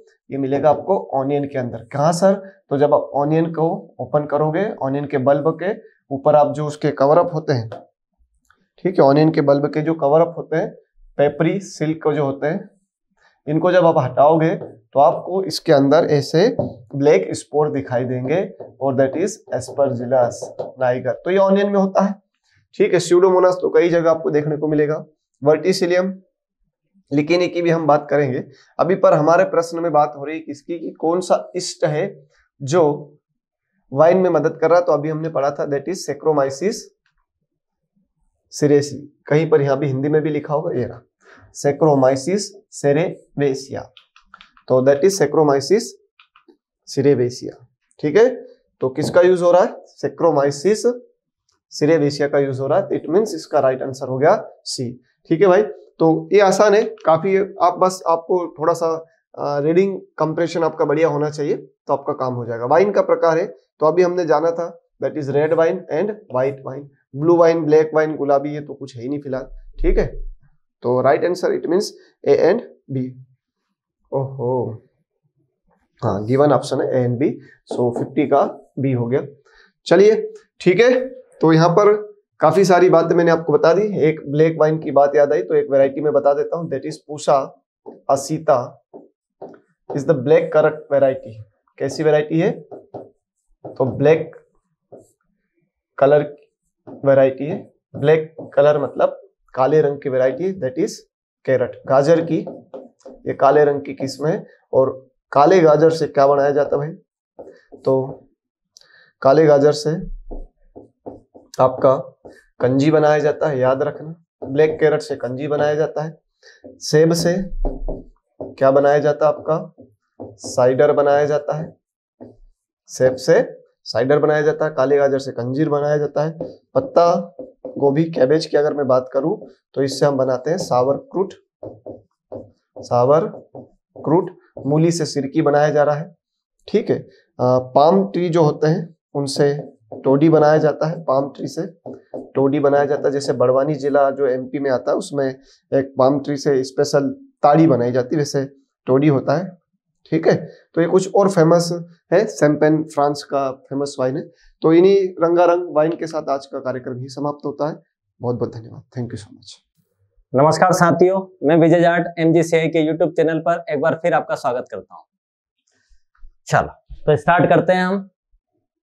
फर्स्ट क्वेश्चन है, match list 1 with list second. List 1 में है ब्रिट्स दे रखी है और लिस्ट सेकंड में, सॉरी, लिस्ट 1 में पर्पस दे रखा है और लिस्ट सेकंड में ब्रिट्स दे रखी है। ठीक है, अब इनको मैच करना है। तो सबसे पहले मिल्च ब्रीड, मिल्च पर्पस, दुधारू उद्देश्य। अब दुधारू में देखें तो साहिवाल है, जर्सी भी है। ठीक, दोनों आ सकते हैं, मतलब ए का थर्ड भी आ सकता है, ए का फोर्थ भी। तो ए का फोर्थ इसमें है, ठीक है, और किसी में नहीं है, और ए का थर्ड इसमें है। इसका मतलब इन दोनों में से कोई सा एक हमारा आंसर हो सकता है। फिर भी आगे बढ़ते हैं। ठीक है, अब इसमें मेरे हिसाब से जैसे डायरेक्ट हम यहां देखते हैं एक्सोटिक ब्रीड, विदेशी नस्ल है, तो फिर हमारा काम हो सकता है। क्यों? क्योंकि विदेशी नस्ल इन सभी में एक ही है, बस जर्सी। तो इसका मतलब डी का कौन सा आएगा? थर्ड। तो ए का फोर्थ और डी का थर्ड जिसमें है वही हमारा आंसर होगा। तो ए का फोर्थ इसमें है, ठीक है, और डी का थर्ड इसमें है, और किसी में कुछ नहीं। ठीक, तो ये हमारा आंसर हो जाएगा। क्लियर? फिर भी हम मैच कर लेते हैं ड्यूअल पर्पस, और ड्यूअल पर्पस है देवनी। ठीक है, तो इसका मतलब बी का क्या आएगा, फर्स्ट है, तो ए का आ गया फोर्थ, ठीक है, डी का आ गया थर्ड, बी का आ गया फर्स्ट। अब बचिए ड्राफ्ट ब्रीड। ड्राफ्ट ब्रीड मतलब ड्रॉट ब्रीड। ड्रॉट ब्रीड मतलब जो बाहरवाही हो, जो खेतों में काम करने के लिए, बोझा ढोने के लिए उपयोग में लाई जाती है, और वो है खिलाड़ी, ठीक है। तो सी का आ जाएगा सेकंड। तो देखो इसमें ए का फोर्थ, ठीक है, बी का फर्स्ट है, बिल्कुल सही है, सी का सेकंड, बिल्कुल सही है, डी का थर्ड, बिल्कुल सही है। तो यही हमारा आंसर होगा, ठीक है। फिर चलते हैं next question. The normal pH of semen in livestock is, पशुधन में वीर्य का सामान्य पीएच होता है, ठीक है। तो जनरली अगर हम पीएच देखें तो पीएच होता है 6.8, एक एवरेज पूछे तो 6.8। अब ये देख लो ये किसके आसपास आ रहा है, फर्स्ट में है नहीं, सेकंड में बैठ रहा है, थर्ड में है नहीं, फोर्थ में है नहीं, सेकंड हमारा आंसर आ जाएगा 6.4 to 6.8, ठीक है। चलो फिर चलते हैं next. The gut of various ruminants content, विभिन्न जुगाली करने वालों की आंतों में शामिल है, ठीक है। गट मतलब होता है आंत, ठीक है। और इसमें भी एक होती है ब्लाइंड गट, ब्लाइंड गट, ठीक, और ब्लाइंड गट है सीकम, सीकम को बोला जाता है ब्लाइंड गट, क्लियर। तो अब वो बोल रहा है आंतों में कौन से बैक्टीरिया मिलते हैं, तो आंतों में यानी बोले कि स्टमक में आपको पता हो तो मीथेन बनती है, और मीथेन को बोला जाता है मार्स गैस और बायोगैस, ठीक है। तो आंतों के अंदर अगर देखें तो मीथेन बनाने वाले बैक्टीरिया प्रेजेंट होते हैं, और मीथेन बनाने वाले कौन से हैं, मेथेनोजेंस। तो इसका सही आंसर आएगा मेथेनोजेंस, बाकी नहीं है, ठीक है। स्यूडोमोनास अलग चीज हो गई, हेलोफाइल्स जो है शायद आपको पता होगा, शायद सॉल्टी सॉइल्स या शायद एल्कलाइन सॉइल्स में मिलते हैं, एसिडोफिलस भी अलग चीज है, ठीक है। तो मेथेनोजेंस अगर देखें तो ये मिलते हैं आंतों के अंदर, तो सही आंसर है मेथेनोजेंस, जो कि मीथेन बनाते हैं। फिर roughage is the feed stuff which content more than % crude fibre. Roughage वह चारा सामग्री है जिसमें प्रतिशत से अधिक फाइबर, कच्चा फाइबर होता है, ठीक है। तो शायद आपको पता ही होगा कि फीड को मोटा मोटा दो पार्ट में डिवाइड किया है, एक होता है चारा और दूसरा होता है दाना। चारे को बोला जाता है रफेज और दाने को बोला जाता है कंसंट्रेशन, ठीक है। चारे की खास बात कि इसके अंदर CF मोर देन 18%, दाने की खास बात CF लेस देन 18%। इसके अंदर TDN टोटल डाइजेस्टिव न्यूट्रिएंट, ये क्रूड फाइबर है जिसको कच्चा रेशा या कच्चा फाइबर कहा है, ठीक है। और ये TDN टोटल डाइजेस्टिव न्यूट्रिएंट कुल पाच्य तत्व है, वो चारे के अंदर लेस देन 60% और दाने के अंदर मोर देन 60%, ठीक है। चारा पशु खाते हैं, आपको पता ही होगा, एनिमल्स जो है वो चारा खाते हैं, वो दाना भी खाते हैं, लेकिन चारे का पोर्शन ज्यादा होता है और दाने का पोर्शन कम होता है, ठीक। चारे का पोर्शन अगर देखें तो वो है 3/4 और दाने का पोर्शन अगर देखें तो वो है 1/4, ठीक। लेकिन हमारे राशन में देखें तो मोस्टली क्या चीज है, दाना ही है, कंसंट्रेशन ही है। क्यों? क्योंकि चारे के अंदर सेलुलोज प्रेजेंट होता है। सेलुलोज अगर देखें तो क्रूड फाइबर के फॉर्म में है और ये हम इजीली डाइजेस्ट नहीं कर पाते हैं, इसलिए हम चारा नहीं खाते, हम दाना खाते हैं, क्योंकि उसके अंदर जो चीजें हैं वो सिंपल कार्बोहाइड्रेट है और सिंपल कार्बोहाइड्रेट हम आसानी से डाइजेस्ट कर सकते हैं, फॉर एग्जांपल स्टार्च, शुगर, ठीक।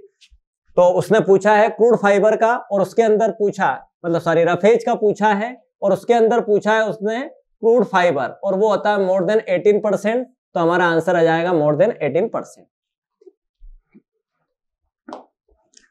Which country has the highest livestock population in the world? ठीक है, विश्व में सर्वाधिक पशुधन जनसंख्या किस देश में है? तो विश्व में सर्वाधिक पशुधन संख्या भारत में है, इंडिया में है।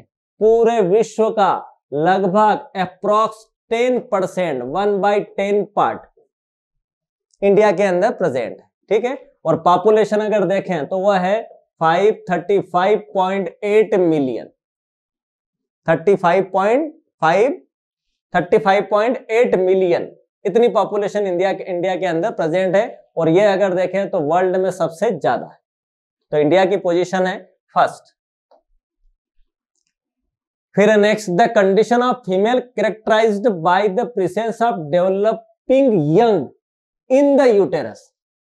ठीक है, गर्भाशय में विकसित हो रहे, गर्भाशय में विकसित हो रहे बच्चों की उपस्थिति से मादाओं की स्थिति का पता चलता है।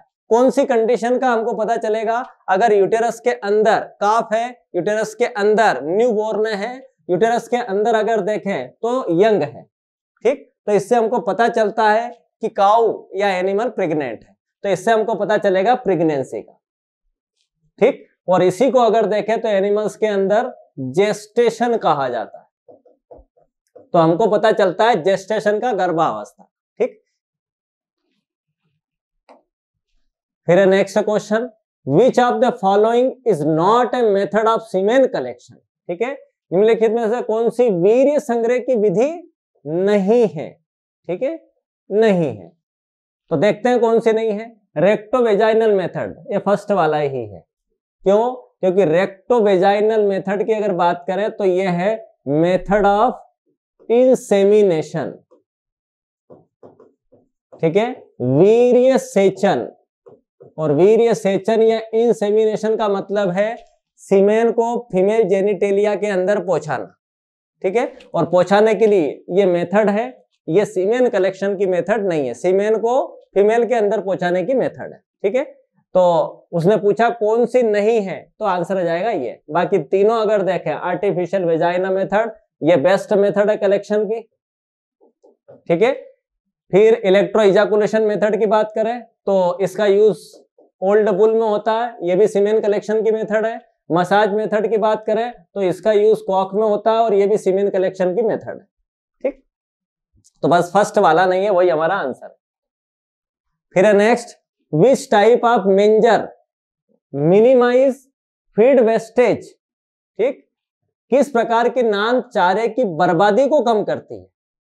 तो नांद या मेंजर आप समझते ही होंगे, जिसके अंदर हम एनिमल के लिए चारा डालते हैं या खाना डालते हैं, उस स्पेस को बोला जाता है मेंजर। ठीक है, गांव में अलग अलग नाम है, कहीं पर इसको गुआड़ भी कहा जाता है। ठीक है, तो पूछ रहा है कि किस टाइप की मेंजर जो है वो नुकसान को या फीड के नुकसान को कम करेगी। ठीक, तो फीड के नुकसान को कम करने वाली है हाई फ्रंट टाइप।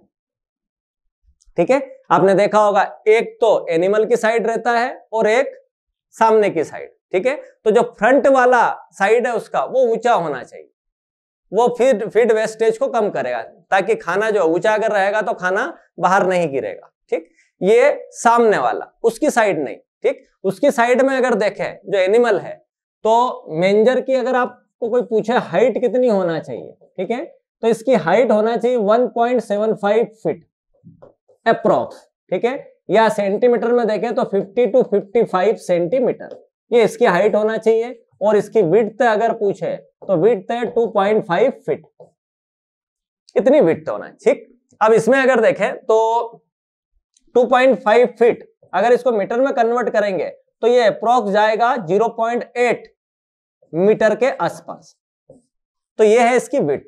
ठीक है, और हाइट या डेप्थ देखें तो वो है 1.75 फीट और 50 to 55 सेंटीमीटर। ये है जिस साइड एनिमल खड़ा है उस साइड, लेकिन फ्रंट वाली थोड़ी ऊंची रखना चाहिए। ठीक है, ताकि खाना जो है वो बाहर ना गिरे। तो फर्स्ट वाला आंसर हमारा सही है। फिर है next question, an excellent exotic dairy breed is, एक उत्कृष्ट विदेशी डेयरी नस्ल है। ठीक है, अब उसने पूछा है एक्सोटिक विदेशी। अब देखते हैं सबसे पहले विदेशी कौन कौन सी है। तो एक तो हॉलिस्टियन फ्रीजियन विदेशी है, देवनी हमारे यहाँ की है, साहिवाल हमारे यहाँ के, खिलाड़ी हमारे यहाँ के, काम ही हो गया, एक्सोटिक पूछा है।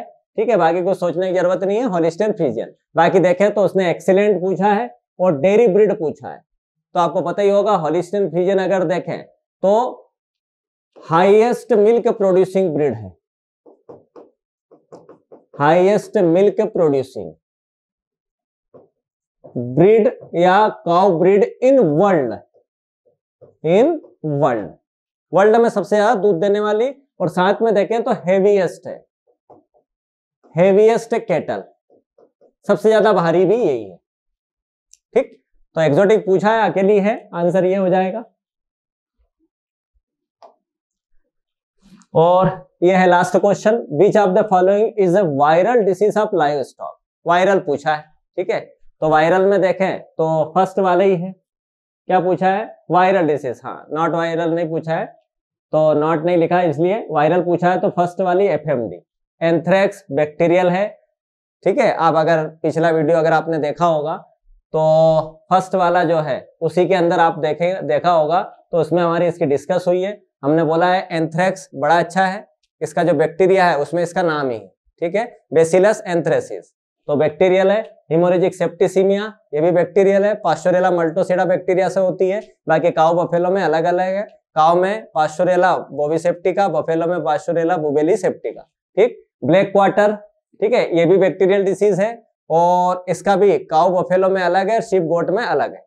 काउ बफेलो में क्लॉस्ट्रिडियम शोवियाई है और शिप गोट में क्लॉस्ट्रिडियम सेप्टिकम है, ठीक। तो तीनों की तीनों बैक्टीरियल है, बस एक ही फुट एंड माउथ डिसीज ये है वायरल डिसीज, तो आंसर आ जाएगा FMD, ठीक। इसमें आप चाहें तो एक छोटी सी शॉर्ट ट्रिक नोट कर सकते हैं, जैसे बैक्टीरियल डिसीज है तो बैक्टीरियल के लिए है हम्प्टी बीबी। हम्प्टी बीबी ये है बैक्टीरियल के लिए शॉर्ट ट्रिक, ठीक है।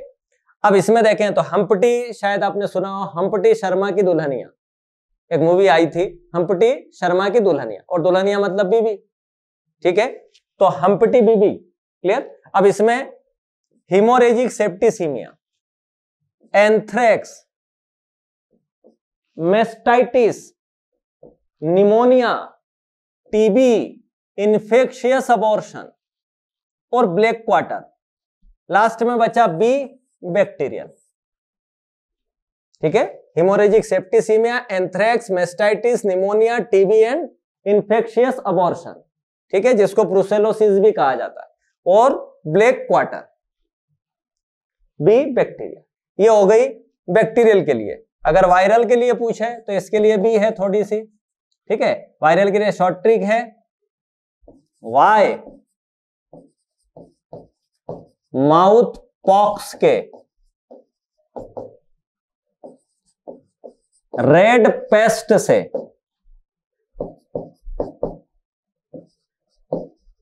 स्वाइन की, ब्लू टंग हो गई, ब्लू टंग हो गई, ठीक। इसमें जितना इंग्लिश वर्जन है वो सारा का सारा डिसीज है हमारे काम का है, ठीक है। अब इसमें देखें सबसे पहले वाई, ठीक, और वाई का मतलब है वायरल, वाई मतलब वायरल, ठीक। फिर माउथ, और माउथ है foot and mouth disease FMD। फिर हो गई पॉक्स डिसीज, फिर रिंडर पेस्ट, रिंडर पेस्ट, ठीक। फिर उसके बाद में स्वाइन फीवर, स्वाइन फीवर, ठीक। फिर एक स्वाइन फ्लू भी होता है, वो भी वायरल डिसीज है, बर्ड्स की या पोल्ट्री की, ठीक है। यहाँ स्वाइन फीवर है और ये भी वायरल है। फिर उसके बाद में blue tongue of sheep, blue tongue of sheep, ठीक है। तो ये बैक्टीरियल के लिए शॉर्ट ट्रिक है और ये वायरल के। अब इसमें आप मैच कर सकते हैं, फुट एंड माउथ किस में आ रहा है, ये इधर आ रहा है माउथ, ठीक है। तो ये हो गई वायरल। अब एंथ्रेक्स इधर आया, हिमोरेजिक सेप्टिसीमिया इधर, ब्लैक क्वार्टर भी इधर आया, तो ये तीनों के तीनों बैक्टीरियल, आंसर आएगा ए, ठीक। चलो, तो ये कुछ क्वेश्चन थे। अब नेक्स्ट है उसमें हम देखेंगे नेक्स्ट पेपर के क्वेश्चन। तब तक के लिए नमस्कार, मिलते हैं नेक्स्ट वीडियो में। सर जय हिंद, स्वागत है आपका MGCI के डिजिटल लर्निंग प्लेटफॉर्म पर। आज हम लोग बात करने वाले हैं CUET 2023 में जो क्वेश्चन पेपर थे एग्रीकल्चर के, उसमें जो क्वेश्चंस आए थे बायोकेमिस्ट्री के और एग्रीकल्चरल बायोलॉजी के, उनके सॉल्यूशन पर आज हम लोगों को बात करना है। सबसे पहला प्रश्न जो यहाँ पे दिया गया है वो है डीऑक्सीराइबोज इज, डीऑक्सीराइबोज क्या होता है, ठीक है। तो सबसे पहले तो हम लोग ये देख लेते हैं कि एक प्रकार का कार्बोहाइड्रेट है, एक प्रकार का ये शुगर है, परंतु ये कौन सा शुगर है ये हम लोगों को देखना है। सबसे पहले हम लोग देखते हैं कि ये जो डीऑक्सीराइबोज शुगर है ये आखिर होता क्या है। इसको हम लोग डीएनए शुगर के नाम से भी जानते हैं, जो डीएनए के अंदर होती है। डीऑक्सीराइबोज शुगर किसके अंदर होती है? डीएनए के अंदर होती है। इसको डीऑक्सीराइबोज शुगर कहते हैं। आरएनए के अंदर जो शुगर पाई जाती है उसको क्या कहा जाता है? उसको राइबोज शुगर कहा जाता है। ये जो शुगर होती है, ये जो शर्करा होती है, ये क्या होती है? ये एक पेंटोज शुगर होती है। कौन सी शुगर होती है भैया? पेंटोज शुगर होती है, पेंटोज शर्करा होती है। और ये जो पेंटोज शर्करा होती है, इसका अगर आप स्ट्रक्चर देखोगे तो ये रहता है C5H10O4। बहुत महत्वपूर्ण है, याद रखिएगा। अगर नॉर्मल वे में पेंटोज शुगर की बात की जाए तो नॉर्मल वे में पेंटोज शुगर का जो स्ट्रक्चर बनता है वो C5H10O5 बनता है, परंतु यहां पर जो स्ट्रक्चर बन रहा है वो C5H10O4 बन रहा है। क्यों बन रहा है? क्योंकि नाम क्या है? डीऑक्सीराइबोज, यानी कि इसमें एक ऑक्सीजन की क्या होती है? कमी होती है। अगर आप इसके रिंग स्ट्रक्चर की बात करते हैं, अगर आप इसके किसकी बात करते हैं? रिंग स्ट्रक्चर की बात करते हैं, तो इसका जो रिंग स्ट्रक्चर होता है, इसका जो रिंग स्ट्रक्चर होता है वो रिंग स्ट्रक्चर कुछ इस प्रकार का बनता है। अगर आप रिंग स्ट्रक्चर की बात करते हैं तो इसका रिंग स्ट्रक्चर कुछ इस प्रकार का बनता है। चूंकि पेंटोज शुगर है तो इसका मतलब है कि हम लोगों को कितने कार्बन लेना है? हम लोगों को 5 कार्बन लेना है। 5 कार्बन हम लोगों को लेना है, ठीक है।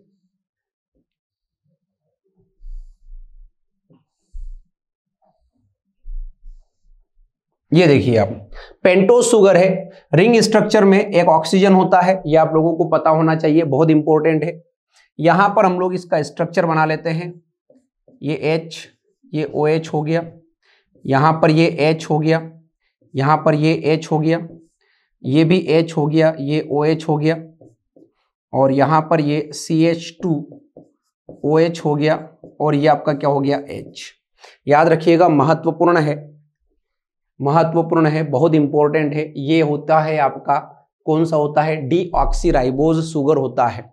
यहाँ पे देख सकते हैं आप कि ये जो आपका सेकेंड वाला कार्बन आपको दिख रहा है, यहाँ पर एक ऑक्सीजन की कमी है, यहाँ पर एक ऑक्सीजन की कमी है, इसलिए इसको डीऑक्सीराइबोज शुगर कहा गया है। पेंटोज शुगर होता है। प्रश्न हमसे यही पूछा गया था कि डीऑक्सीराइबोज शुगर क्या है, तो डीऑक्सीराइबोज शुगर क्या होता है भैया? पेंटोज शुगर होता है। क्या होता है? पेंटोज शुगर होता है।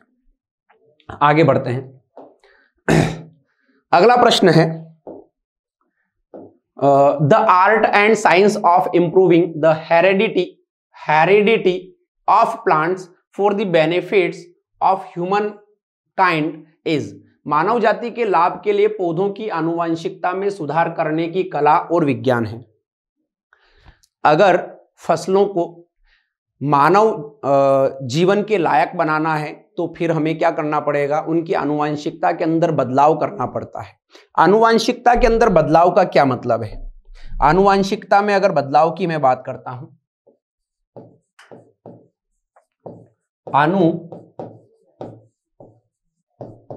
आनुवंशिकता में बदलाव की अगर बात की जाए तो आनुवंशिकता में बदलाव किस प्रकार से होता है? कौन कौन से पॉइंट होते हैं? जैसे रोग प्रतिरोधकता पैदा करना है, रोग प्रतिरोधकता पैदा करना है, ठीक है। दूसरा है, अगर आपको कीट प्रतिरोधकता पैदा करना है, कीट प्रतिरोधकता पैदा करना है, अगर आपको कीट प्रतिरोधकता पैदा करना है, अगर आपको क्या करना है? जलवायु अनुकूलता पैदा करना है, जलवायु अनुकूलता पैदा करना है, जलवायु अनुकूलता पैदा करना है, ठीक है। और क्या कर सकते हैं? और आनुवंशिकता में बदलाव से हम लोग क्या कर सकते हैं? उत्पादकता को बढ़ा सकते हैं, उत्पादकता बढ़ाना। अगर आपको उत्पादकता बढ़ाना है, मतलब ये विभिन्न प्रकार के अगर आपको काम करना है तो आनुवंशिकता के अंदर, हेरिडिटी के अंदर बदलाव होगा। ठीक है, क्योंकि यहां पे दिया गया है प्लांट्स, पौधों के अंदर अगर आपको बदलाव करना है तो आप इनमें से कौन सा तरीका अपनाएंगे जिससे बदलाव होगा।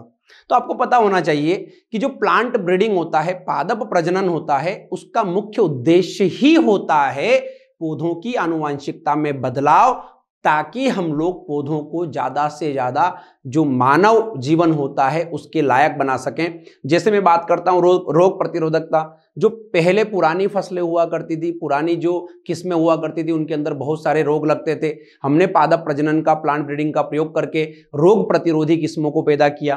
पहले कीट बहुत ज्यादा लगते थे, हमने प्लांट ब्रीडिंग का प्रयोग करके कीट प्रतिरोधकता पैदा की।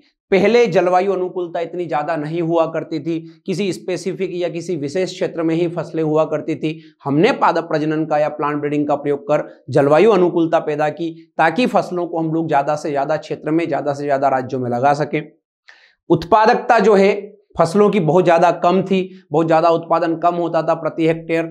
उत्पादकता या उत्पादन को बढ़ाने के लिए, प्रति हेक्टेयर उत्पादन को बढ़ाने के लिए हमने क्या किया, फसलों की आनुवंशिकता में बदलाव किया। किसके द्वारा? पादप प्रजनन के द्वारा। तो इसका मतलब सीधा सा है कि अगर आपको मानव जाति के लाभ के लिए, भैया लाभ ही है, अगर रोग प्रतिरोधकता वाली फसलें पैदा हो रही है, कीट प्रतिरोधकता वाली फसलें पैदा हो रही है, अनुकूलता वाली फसलें पैदा हो रही है, या फिर क्या हो रहा है, उत्पादकता अगर फसलों की बढ़ रही है, तो ये तो मानव जीवन के लिए फायदेमंद है कि नहीं है? ठीक है, तो ये किसके द्वारा होता है? तो ये भैया ये जो चीजें होती है, ये होती है प्लांट ब्रीडिंग के अंदर, पादप प्रजनन के अंदर।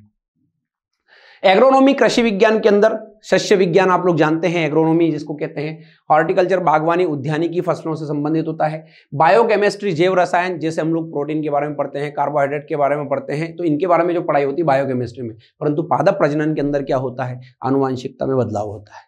ठीक है, चलिए आगे बढ़ते हैं। अगला प्रश्न है, the inherent potentiality of a plant cell to give rise to a whole plant is known as. एक पादप कोशिका की संपूर्ण पौधे को जन्म देने की अंतर्निहित क्षमता को क्या कहा जाता है? मान लीजिए कि आपने कोई एक कोशिका ली है, आपने कोई एक प्लांट सेल ले ली। उस प्लांट सेल को जब आपने किसी मीडियम के अंदर रखा तो वो एक नया पौधा बन गया, मतलब पूरा पौधा बन गया। अब ये जो क्षमता है, ये उस सेल के अंदर जो क्षमता है, उस कोशिका के अंदर जो क्षमता है, इस क्षमता को क्या कहा जाता है? यही प्रश्न बना हुआ है। ठीक है, तो भैया क्या कहा जाता है? उस क्षमता को क्या बोलते हैं? तो उस क्षमता को हम लोग क्या बोलते हैं? टोटिपोटेंसी। क्या कहते हैं? टोटिपोटेंसी उस क्षमता को कहा जाता है। यानी कि किसी कोशिका की संपूर्ण पौधे में बदलने की क्षमता होती है टोटिपोटेंसी। अगला हम लोगों को यहाँ पे बी ऑप्शन में दिया है एक्स प्लांट। तो एक्स प्लांट क्या होता है? एक्स प्लांट का मतलब होता है टिश्यू जिसे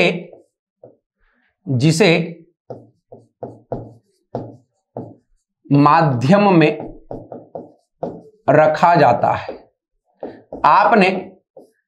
आपने कोई एक टिश्यू ले लिया, कोई एक उत्तक ले लिया जिसे आप मीडियम के अंदर रख रहे हो। ठीक है, किसी प्लांट का एक पार्ट आपने लेके अगर किसी मीडियम में रखा है तो उसको हम लोग एक्स प्लांट बोलते हैं। बुलबिल्स क्या होता है भैया? बुलबिल्स का क्या मतलब होता है? बुलबिल्स का सीधा सा मतलब होता है तना।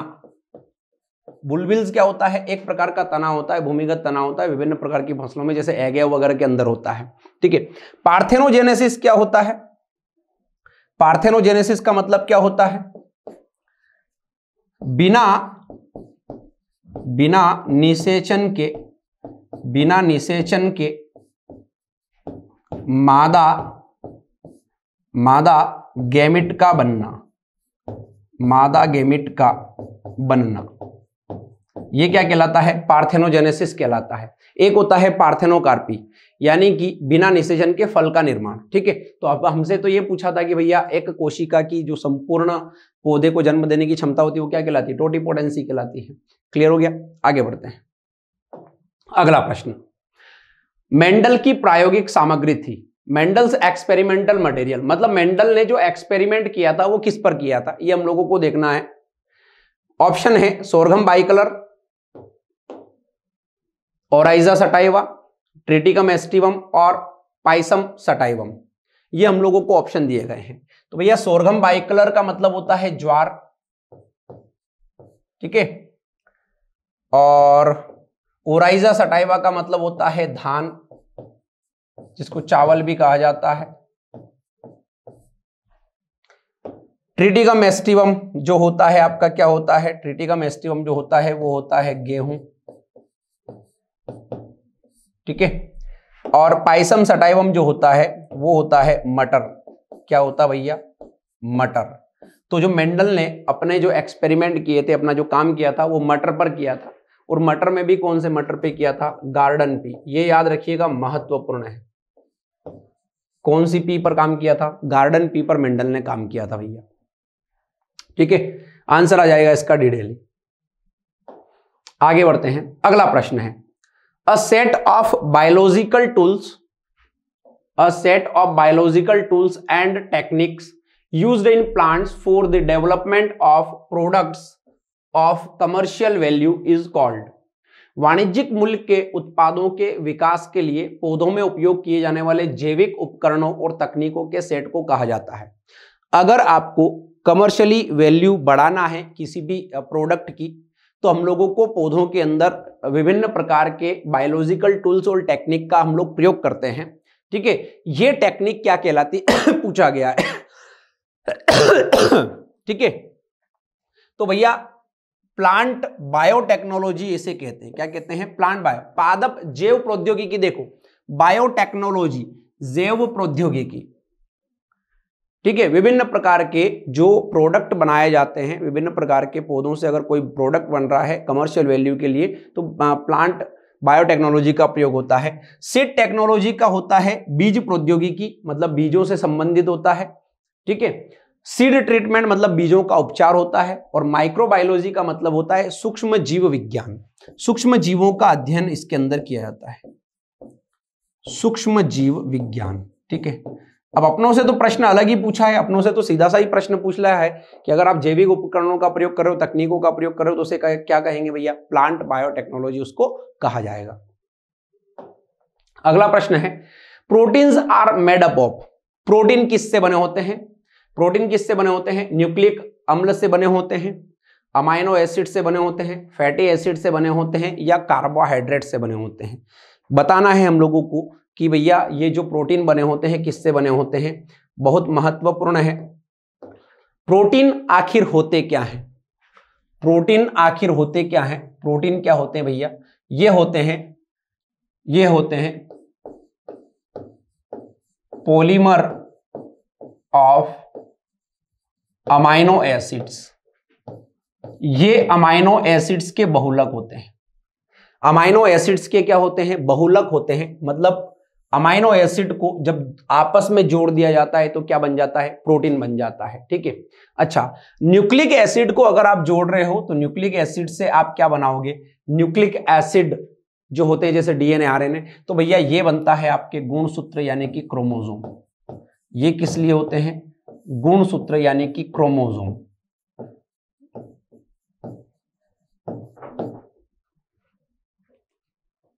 ठीक है। अच्छा, अमाइनो एसिड्स जो होते हैं ये क्या बनाते हैं, तो ये बनाते हैं आपके प्रोटीन। क्या बनाते हैं, प्रोटीन बनाते हैं। फैटी एसिड्स जो होते हैं ये किससे रिलेटेड होते हैं, लिपिड से रिलेटेड होते हैं भैया ये, ठीक है। और कार्बोहाइड्रेट जो होते हैं ये क्या होते हैं, तो कार्बोहाइड्रेट अब यहां पे दिया नहीं गया है, ठीक है। तो कार्बोहाइड्रेट जो होते हैं ये क्या होते हैं भैया, ये मोनोसेकेराइड होते हैं, ठीक है। और ओलिगोसेकेराइड होते हैं,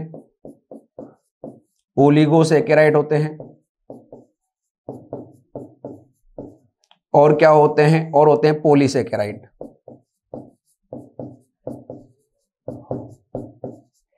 और क्या होते हैं, पॉलीसेकेराइड होते हैं। क्लियर है क्या। अब हमारा जो आंसर है वो आ जाएगा अमाइनो एसिड। अब थोड़ा सा यहां पे मैं कलर चेंज कर लेता हूं, सब मिक्स में हो जाएगा नहीं तो। अब कैसे बनाए जाते हैं भैया, कैसे प्रोटीन जो होता है वो कैसे बनता है, देखिए प्रोटीन हम लोग बनाते हैं, ठीक है। यहां पे मैं लिख देता हूं यहां पे मैं लिख देता हूं प्रोटीन,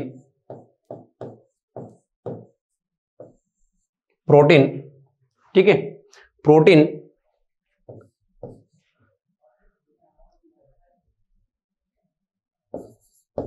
अमीनो अम्ल, amino acid plus amino acid, और ये जो बॉन्ड बन रहा है इन दोनों के बीच में, ये बॉन्ड होता है पेप्टाइड बॉन्ड। कौन सा बॉन्ड होता है? Peptide bond. जो आपके अमाइनो एसिड होते हैं वो कौन से बॉन्ड से जुड़े होते हैं? पेप्टाइड बंध से जुड़कर क्या बनाते हैं भैया? ये बनाते हैं आपके प्रोटीन। क्या बनाते हैं? प्रोटीन। अब पेप्टाइड बॉन्ड क्या होता है इसके बारे में हम लोग देखते हैं। पेप्टाइड बॉन्ड आप देखो, सबसे पहले तो अमाइनो एसिड क्या होते हैं, तो अमाइनो एसिड में यहां पे बना लेता हूं, अमाइनो एसिड बना लेता हूं।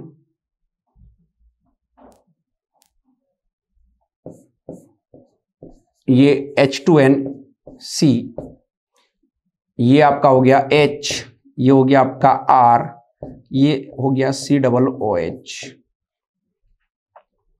क्लियर है क्या? थोड़ी सी जगह यहां पे लगेगी, इसको मैं मिटा देता हूं। कार्बोहाइड्रेट में इतना लॉजिक लगाने की रिक्वायरमेंट नहीं है, ठीक है। कार्बोहाइड्रेट में इधर लिख देता हूं मैं, इधर लिख लो कार्बोहाइड्रेट में मोनो, ओलिगो और पोली, ये क्लासिफिकेशन होता है, ठीक है। अब यहां पे देखो आप, अमाइनो एसिड जो होते हैं किस प्रकार से जुड़े होते हैं, तो एक अमाइनो एसिड ये हो गया H2NCHRCOOH, ठीक है। इसके साथ में हम क्या कर रहे हैं, एक अमाइनो एसिड को और जोड़ रहे हैं, एक अमाइनो एसिड और जोड़ लो आप। इसको ग्रीन कलर से ले लेता हूं, इधर भी ग्रीन है, तो एक अमाइनो एसिड और ले लो, तो ये हो जाएगा आपका H2NCHRCOOH, ठीक है। तो ये आपका पहला अमाइनो एसिड हो गया और ये आपका हो गया सेकेंड अमाइनो एसिड, ठीक है। पहला अमाइनो एसिड हो गया और क्या हो गया, सेकेंड अमाइनो एसिड हो गया, ठीक है। इनको भी मैं यहां से हटा ही देता हूं, इनको भी इधर से मैं हटा देता हूं, इनको भी हटा देता हूं, इनको भी हटा देता हूं,